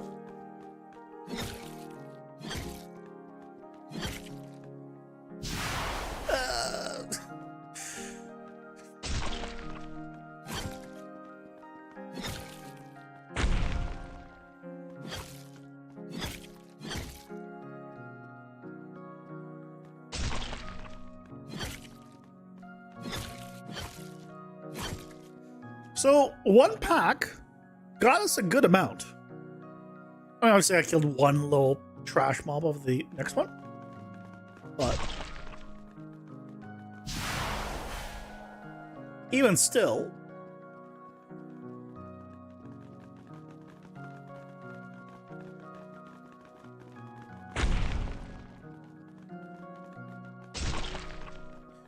ow, that hurt.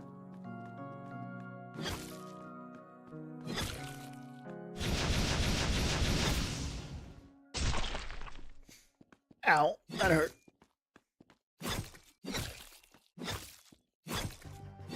Yeah, you're not scary, we'll say. Okay, let's go.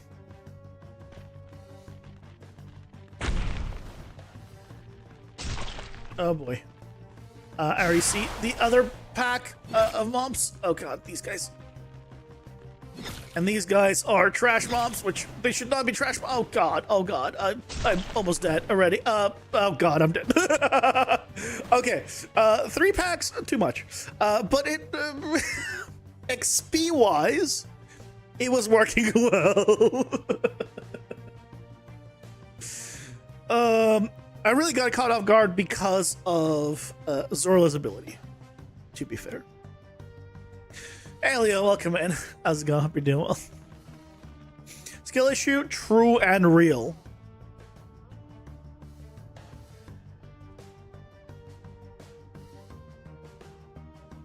True and real. Let me see about nerfing Zorla, just for now. Because that is a little... She was not built to have that many of her spawn at once, so...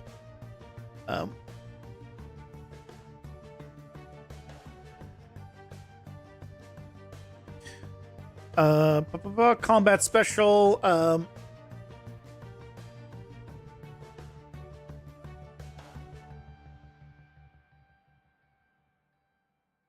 This is doing try select shoulder random weighted by utility. Yeah, we need to lower the chance of her doing that attack. So this will be at 1. And this will be, instead of having a 33% chance of using that attack, we'll make it have like a 5% chance.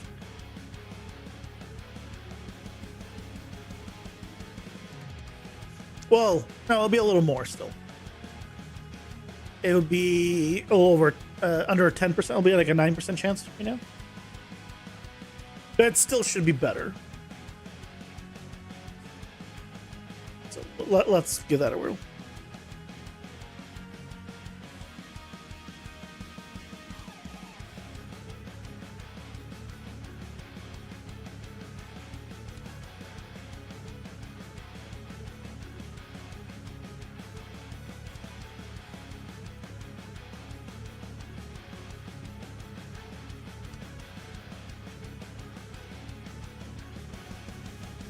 Yep, no, good test. So we got one of them spawning it.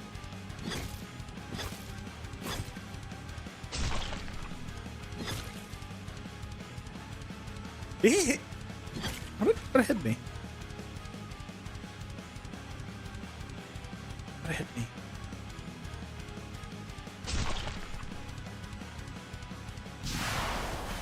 I don't know, but... Ooh, that was a good one. Getting them on the bridge is nice and safe. Ow. Take a few hits, but got him. Potion refreshed. So we're good. We're at 100% health. Look, I'm the best. See how good I am in this game? You seem to be stuck, I think. And you were in the air. Fine, it's fine. Everything's fine. We can ignore that.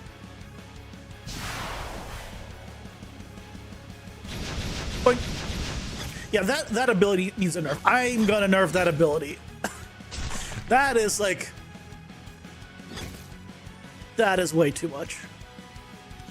Nerf mob spawn, I'm the best. I did not nerf mob spawn. I nerfed mob spawn in a single room.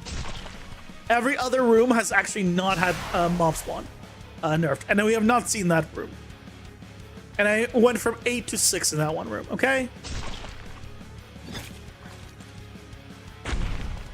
Ow, ow, that hurt.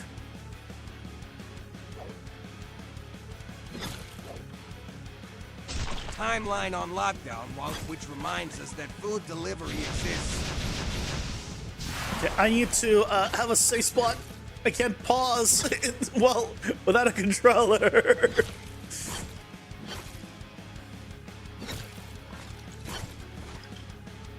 Okay. Oh no! No, stop it. Why the heck are someone?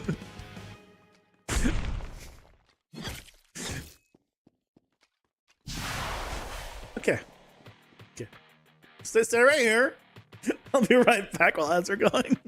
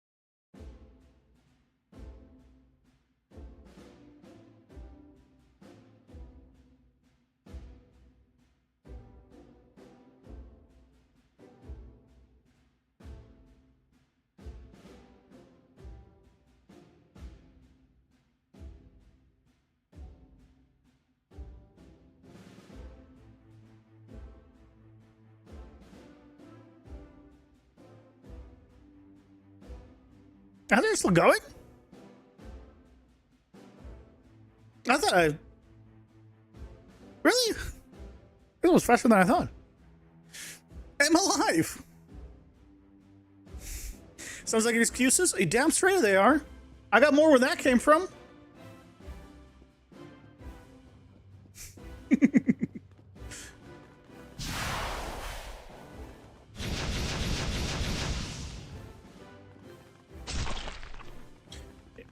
Enough of hitting me. Thank you. Stop hitting me. You just hurt too much. I think I need to nerf your damage a little bit. I think your damage... I mean, you are an elite, to be fair. So, I guess your damage should be high.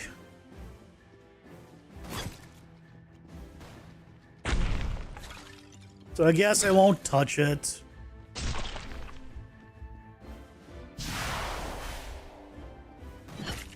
How did you guys shoot? Why are you rotating? God damn it.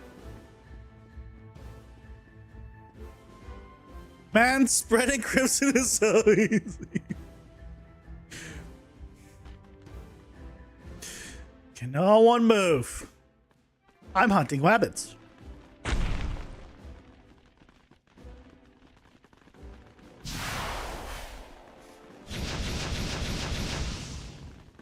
Yeah, there's a lot of mobs here. It's a lot of mobs.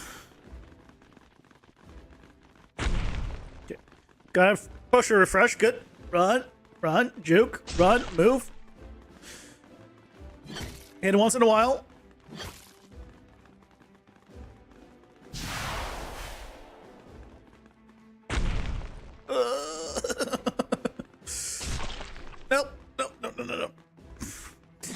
fair, I feel like normally I'd be more dead than I am now because they still don't always hit properly. Oh god. Okay, I got a potion to at least recover a little bit of health.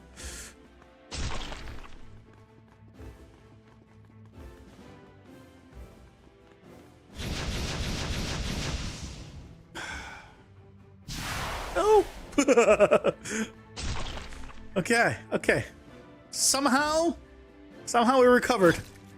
And also, we already got a level. Look at that, we got a power up.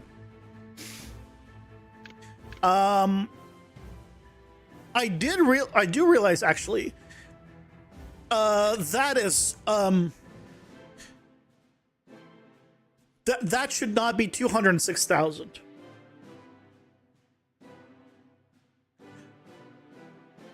I think my math is a little off on that. That should not be 206,000. We need to revisit that. I am realizing that if I have 5 cards that are guaranteed on the first floor, yes, this literally says 206,000. We gotta adjust that. That means that your base deck that you can hold 10 with will only really allow you to have 4 power-ups. And I guess that's fine. And then you can add more through meta progression. Or do we want it to have... I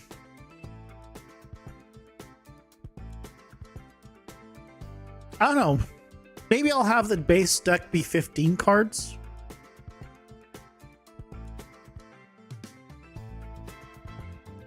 Or I'll make it the base deck size be 15. So you don't have to unlock...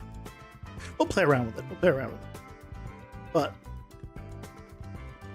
honestly, so far, so good. If I'm paying attention, then having multiple packs is not the end of the world, even.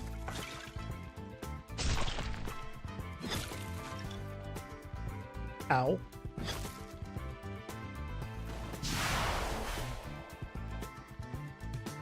Okay, but I think we got the kind of the point across here. Let's get out of here. Okay, first of all, let's go and nerf one of my attacks. It is way too much.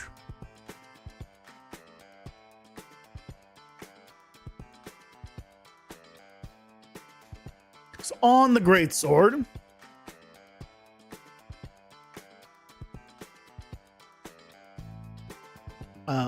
this, and we also need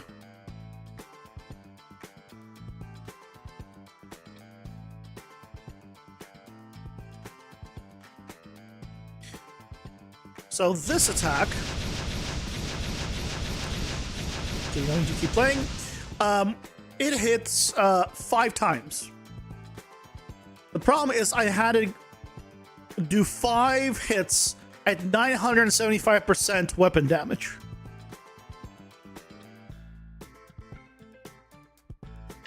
Which is a problem, because the next best attack is 750% damage.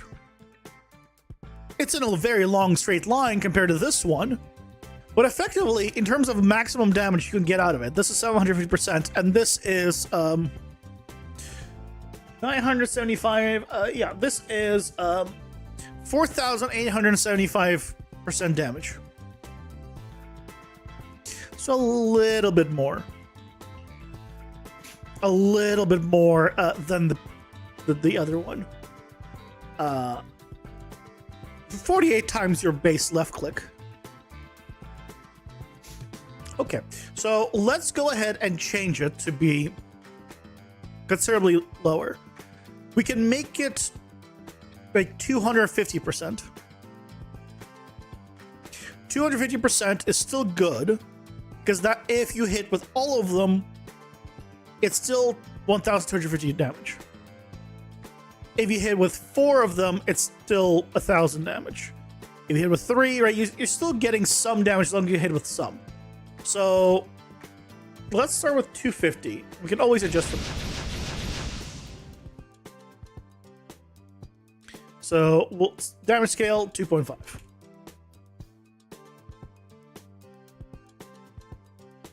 Can I modify multiple at once? 2.5. Yeah, I can. Hey. And then here we'll say 200%.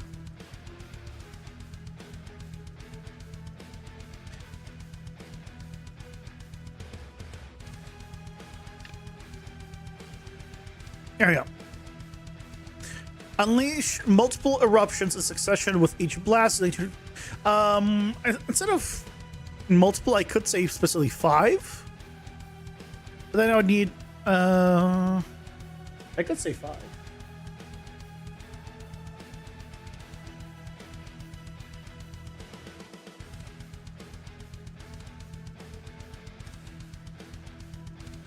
I do this.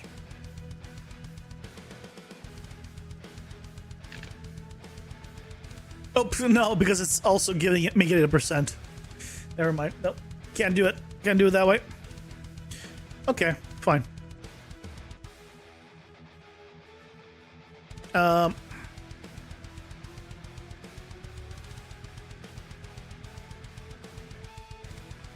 We'll just say we'll specify 5.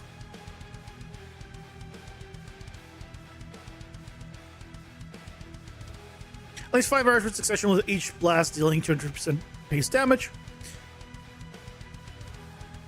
Yeah. So, I mean, to be fair, also this has a 30% buff. So this should also be able to be I should be able to see the details of it here. Yeah, there's a few places where we need to still see what these icons mean. Like on this screen. If I wanted to see it here, I should be able to see it here. Yeah. We'll need to add that in. It's low on the priority list. Okay. Well, the player has been sufficiently nerfed. Good.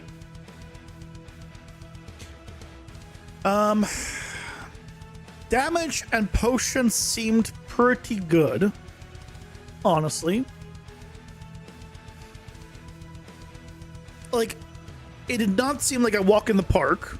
And again, this is before the AI rework, so even at this point, it did not seem like a walk in the park, but it also did not seem like it was extremely unfair and I had no chance. So, it's good. So, that XP stuff is taken care of. We got the Fortify in. I already updated the stamina that I had here. Okay. I think we're in a good spot. Just clean this up.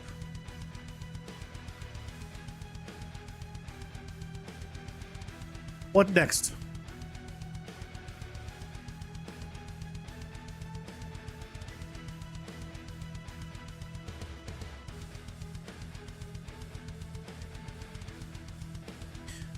What do we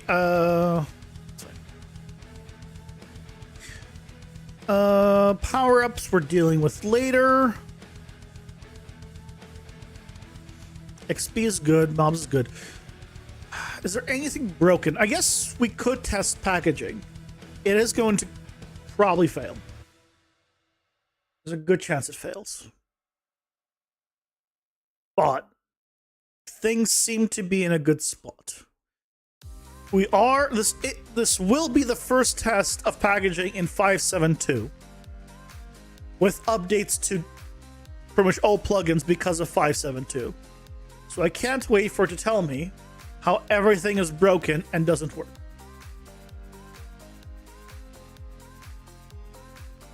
Let's see.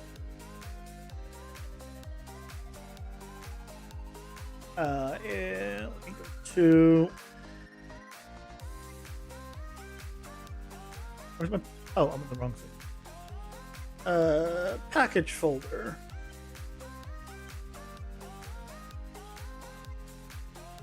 Yep. Okay. Project launcher. Shipping build.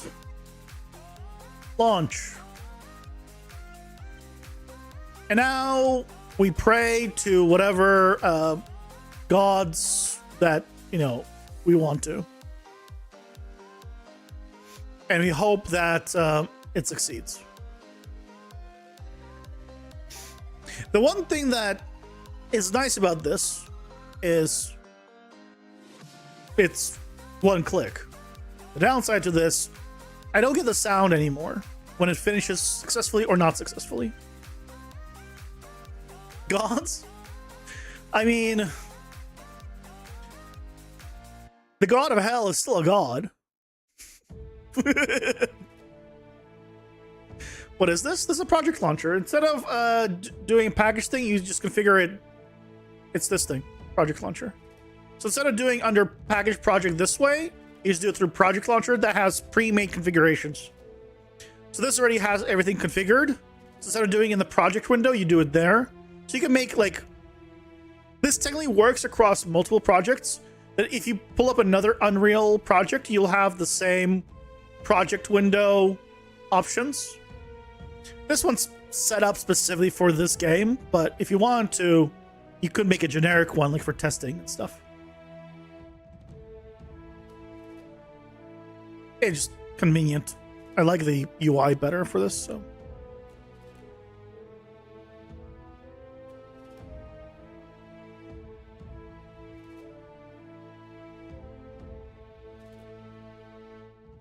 Why is it taking so long? So all that says wait for git status command to complete. Goddamn git. Freaking C++, I'm telling you, man. All problems go back to C++. They don't actually, but... Hey, Milo, welcome in. How's it going? Hope you're doing well. What was the previous version? 571? Now we're on 572? But that means that all things got updated, so... Well, I'm foreseeing that I'm gonna get a bunch of errors about structs and me needing to refresh the widgets or refresh the blueprints. That's usually what happens, and I have to go through and click File, Refresh Blueprints, which is I found is the easiest way, and then recompile. Oh, there it goes. But I'm expecting like a big list of like, oh, I don't know what the struct is. I don't know why that error happens. There needs to be a button that just says refresh all blueprint. Just in the entire engine. Or in an entire like folder of stuff. So I can just refresh my entire blueprints folder. And have it catch anything. But freaking structs. Bane of my existence, and yet so damn useful.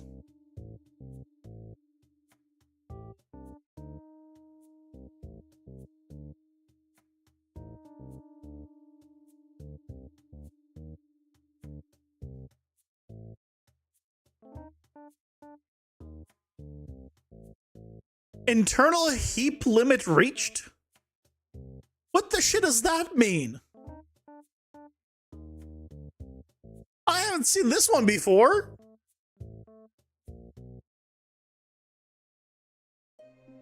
The shit does that mean?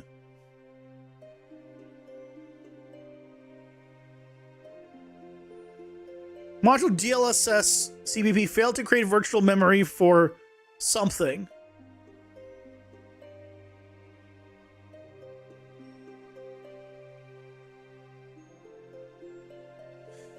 I hate errors that I don't know, and I don't know almost any errors, so I just hate errors.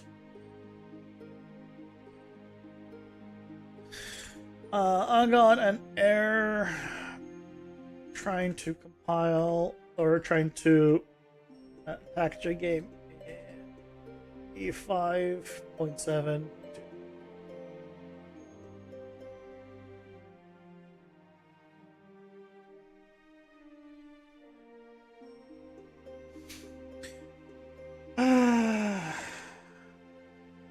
What is it? Classic, yeah, very classic compiler issue. Great. Curse UEFI 5, including 5.7 version, because the precompiled header PCH becomes very large due to massive amount of code / templates included in Unreal's headers. This is not usually a not enough RAM problem. It's more about the 32-bit address space, blah, blah, blah, blah,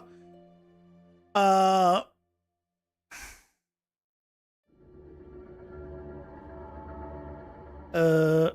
Increase packaging file virtual memory size.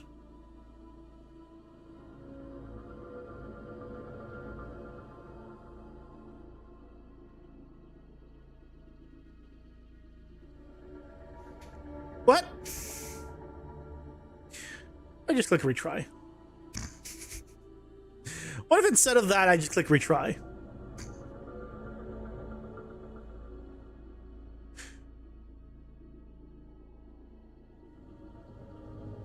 I'm gonna tell it it's a blueprint project. On the list of things that I was expecting, this was not on that list.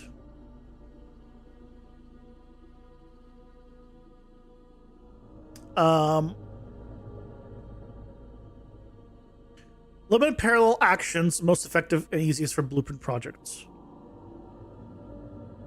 Number of simultaneous CLEXE compilations, less virtual address to space. Saved Unreal build tool. Why would it be under saved? These are global. Add this context. Why am I adding XML stuff? This should not be the thing. This should increase virtual memory. Even on machines of 32 plus gigs, Windows can run out of contiguous virtual address space during parallel. Oh, let's see if this time it went through.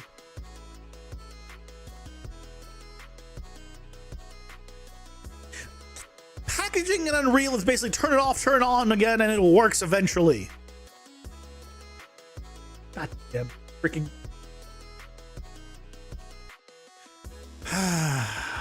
Why is it like this? Why is it like this?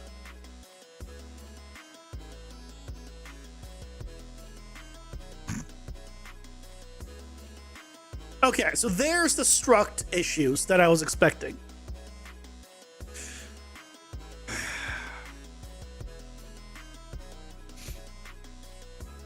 Where it says serialized loading properties, bunch of struct issues. So basically, once it finishes and gives me the list, I need to go and open these blueprints and just refresh the blueprints and then compile and save and then basically do this a few times and then it will go away. Also, the nice thing about this one, Leo, so you've never seen this one, it gives a percentage. And it gives a time of like how long it's been going. There we go. Now, how accurate that percentage is very debatable. But, you know, so now it says basically all of these unknown structure. So, what now I need to do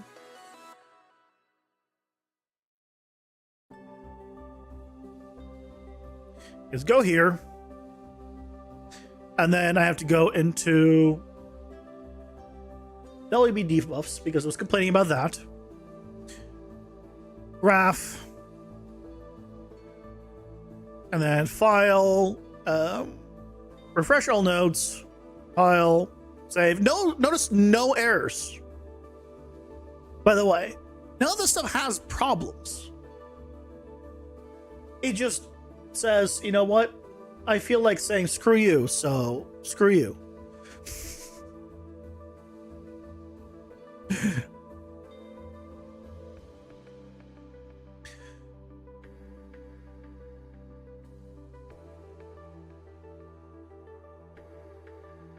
Okay, there's a save game.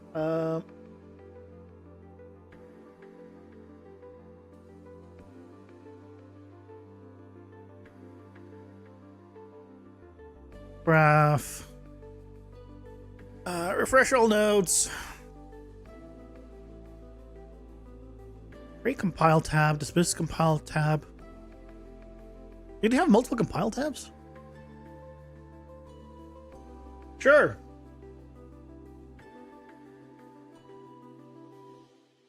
there'll be some I miss. That's why we'll catch them in the next one.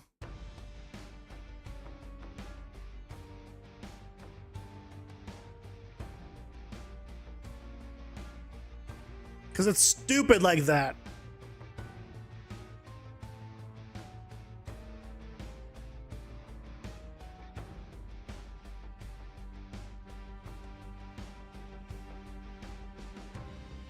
Like, what's the problem here? The only problem here is the thing it uses a struct somewhere. No, this one doesn't even use a struct. What's the problem here? Oh, I might use a struct in the parent portal thing.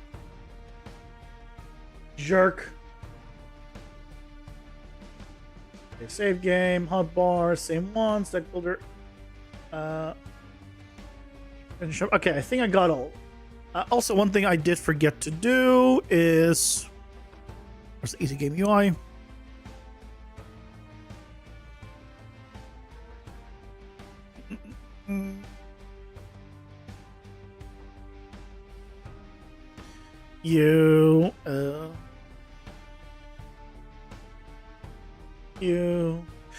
This is... Yeah, it still says December. It's supposed to say January last time, but I didn't update it. February 2026. And we're good. I also need to... yeah, we're going to turn off the compatible stuff.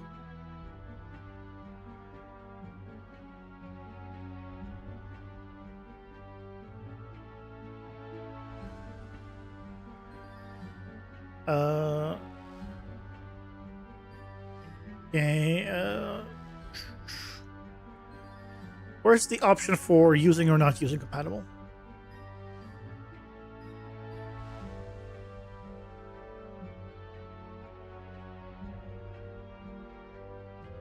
I don't remember. Say follow versioning, load operations, capture threats,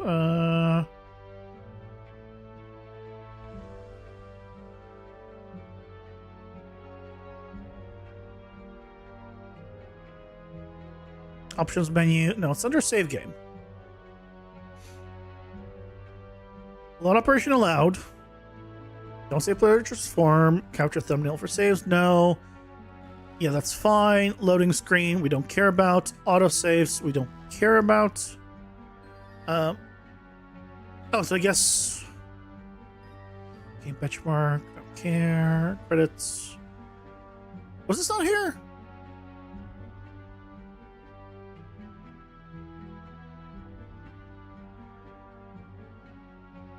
Game versions that are compatible with the current versions and for which save files loaded without any alert message.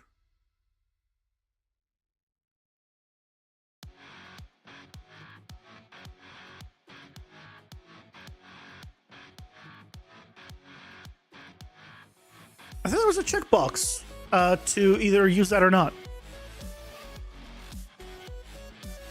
It doesn't matter. Yeah, February 2026. Okay, let's try again.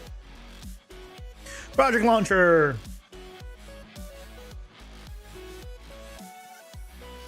Shipping build. Launch. Errors. Let's see if they show up.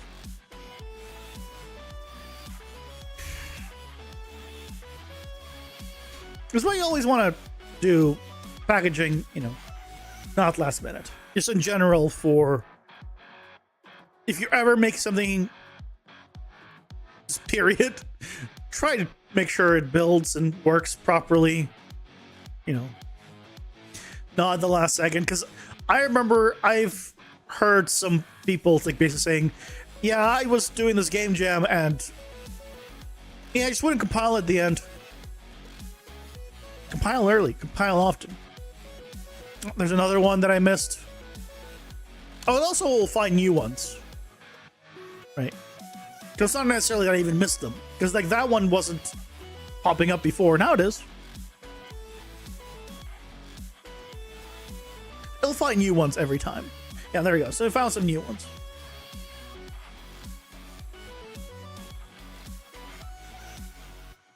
I can just copy the path here.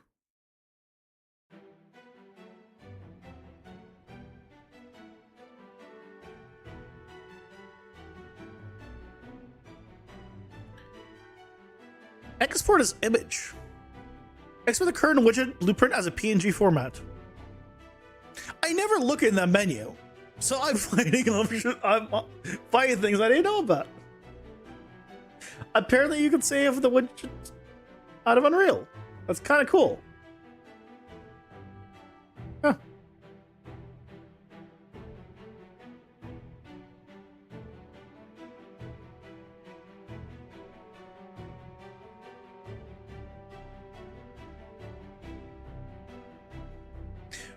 For ramping fire rate, like something that shoots slow and then ramps up over time with a minimum max range of fire rate,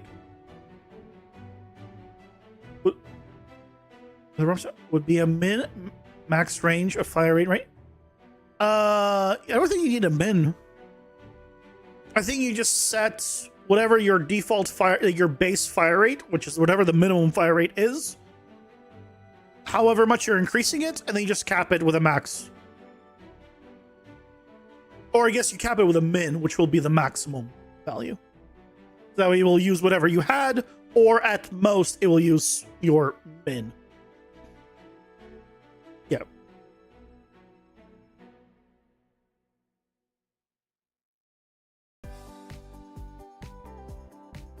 Okay, it was only 2 this time.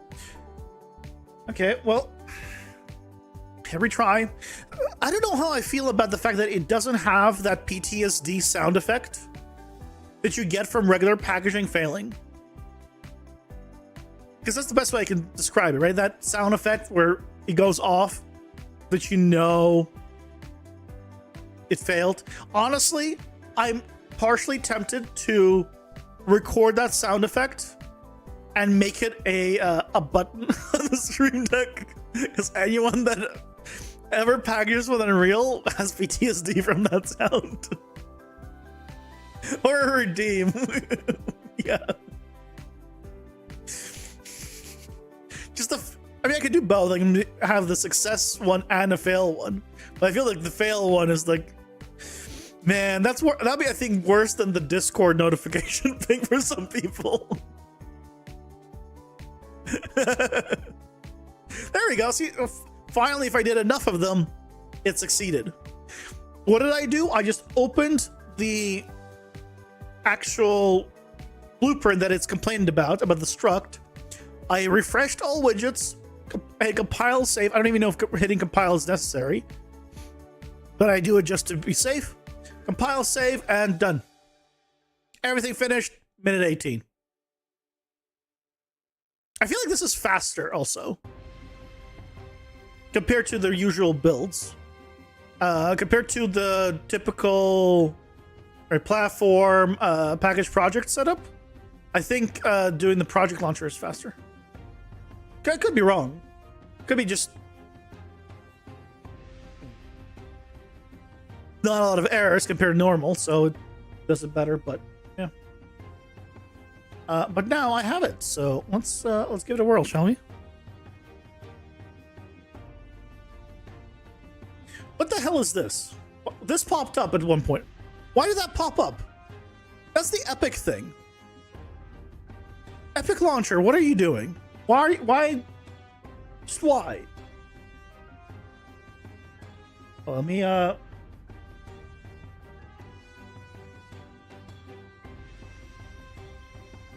put this in its own folder and zip it, and then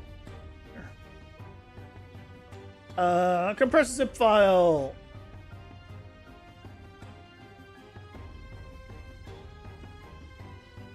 We'll see how big it is. A chunky. Good game. Like this was me. Except I wasn't playing a guy. I guess, to be fair, you can't really tell the difference. It's not like the female model has big boobs or anything. Like, how do we make it the least feminine we can? The total compressed size is about 1.4 gigabytes. That's not bad. That's right. Let's see. Let's see where it all breaks. Load. Do you want to load this file anyway? It was made in pre-alpha December 2025. Oh yeah, it's still called test.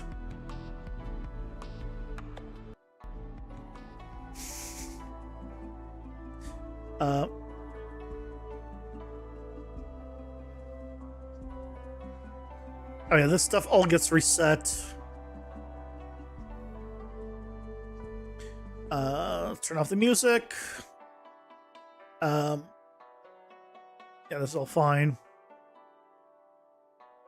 There you go.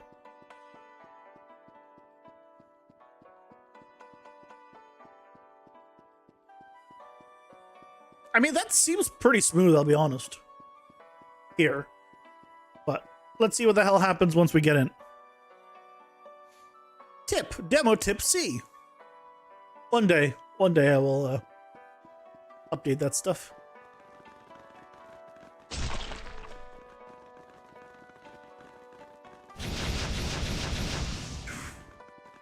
Honestly, I think it's running at a higher frame rate right now compared to an editor.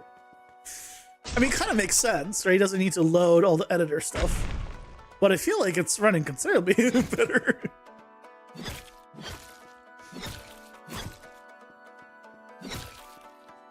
I need a way of testing the frame rate.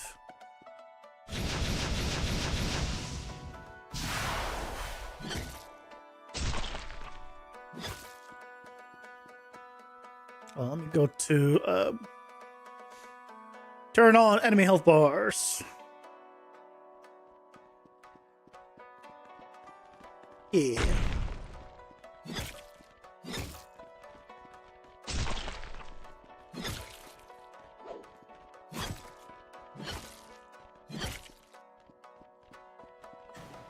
Wait, I got some. So far, so good, though. The icon there is working.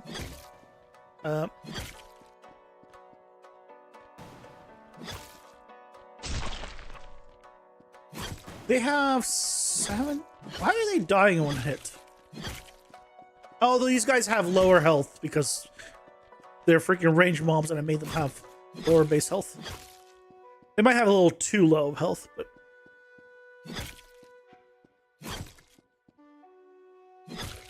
No, you're not gonna attack me? You're not very scary.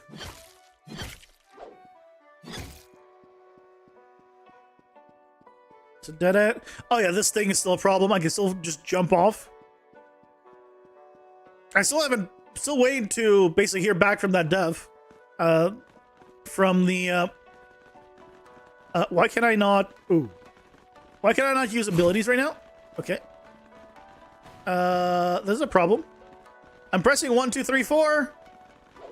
I can left click and right click. Excuse me? Why can I no longer use my abilities?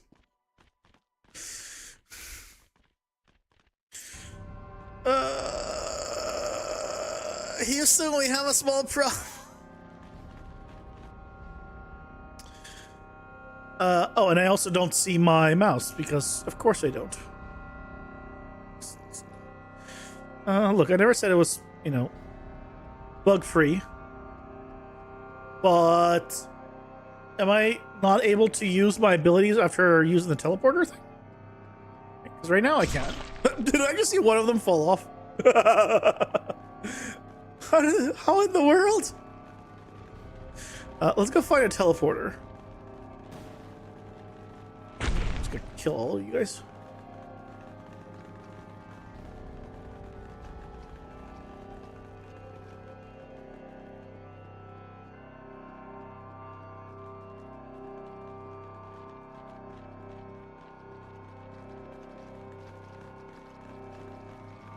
Also, look out for the meta progression item stuff. If you spot one, yell.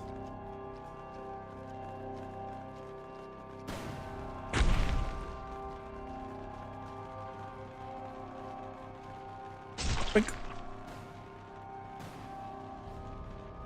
Okay, I'm able to still use them now. All this stuff works. Wait, where's the port? Where's the teleport? Oh, the teleporter's right there. No, let me.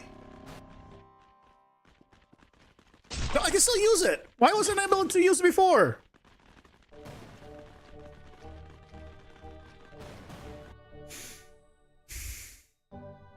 I love bugs that I cannot replicate.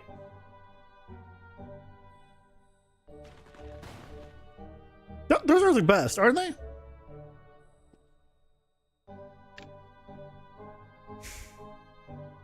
This is working. This is working. All of this is working. Obviously still looks the same. Let's make sure that the deck builder works. Yep. Looks pretty good too. Yep. That looks pretty good.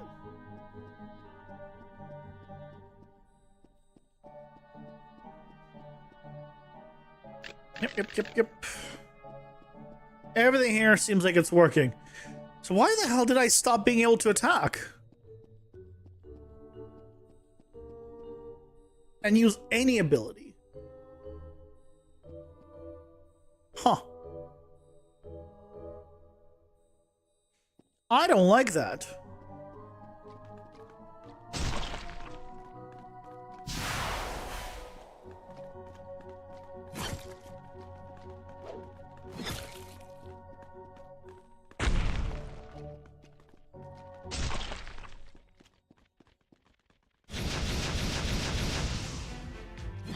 Okay, maybe I need to increase the damage on that a little bit.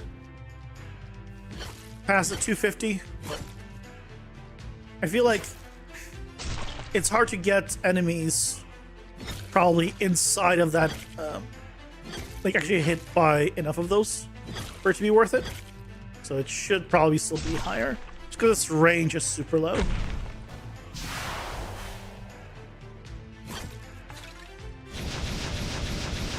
Yeah, that almost does almost nothing now. Okay, yeah, we should increase the damage back. Maybe not where it was, not 900, but higher.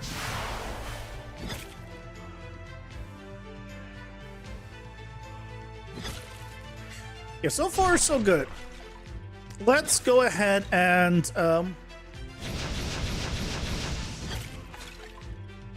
let's try to find another portal, I guess.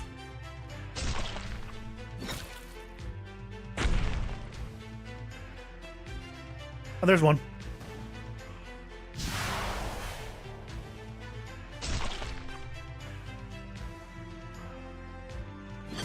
Yeah, waiting for it to refresh. No, see, I can do it fine. What did I do that made it not work? I'll never be able to figure it out or reproduce it, will I? Ow.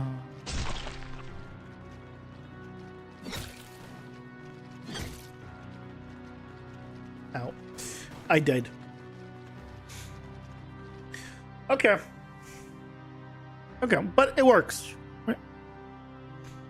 It works. One thing I am realizing is that it is very difficult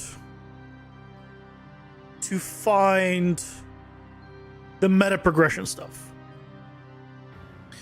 So what I might end up doing, and we can set that up tomorrow, is, so we made it where it chooses 3 spots, and then we've added a bunch of new locations where it can pick up. What I might do is combine it with the previous method where it would basically stop showing it in other locations after you picked up 3. It'll basically despawn them. And I might introduce that and have it pick, instead of 3 locations, maybe like 10 locations. So it wouldn't be in every spot, but it would feel like They're random, but they're not like, oh my god, I can't ever find any. So, and then when you find 3, like, okay, cool. I like maybe something like that could be good. Is what I'm thinking. And then we can, yeah, adjust some stuff based on things. But you know what? We got it compiled. I don't know what that error was that we saw earlier. I'm just glad hitting retry made it go away. Honestly. That's the best kind of error. Just hit a retry, it goes away. It'd be better if it didn't show up at all, of course, but can't have everything.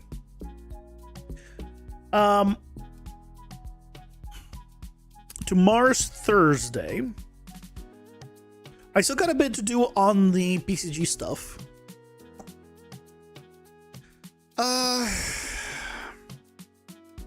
Trying to think. Most likely Friday we will be doing PCG. So yeah, let's plan tomorrow to fix up anything we need for the, I guess, the February build, which is this time going to be on the 2nd of the game. Because the 1st is a Sunday, and Sundays is my regular Sunday video. So it gets pushed by 1 day to the 2nd. That'll be the devlog and stuff. So, yeah. Should be good. That's gonna be it for tonight, guys. That's gonna do it. Back tomorrow with some more fun and goodness, and hopefully no major issues packaging again. I'm sure there will be. So if you want to see that, come join. But I hope you all have a fantastic rest of your nights, and I'll see you all tomorrow. Take care. Bye bye.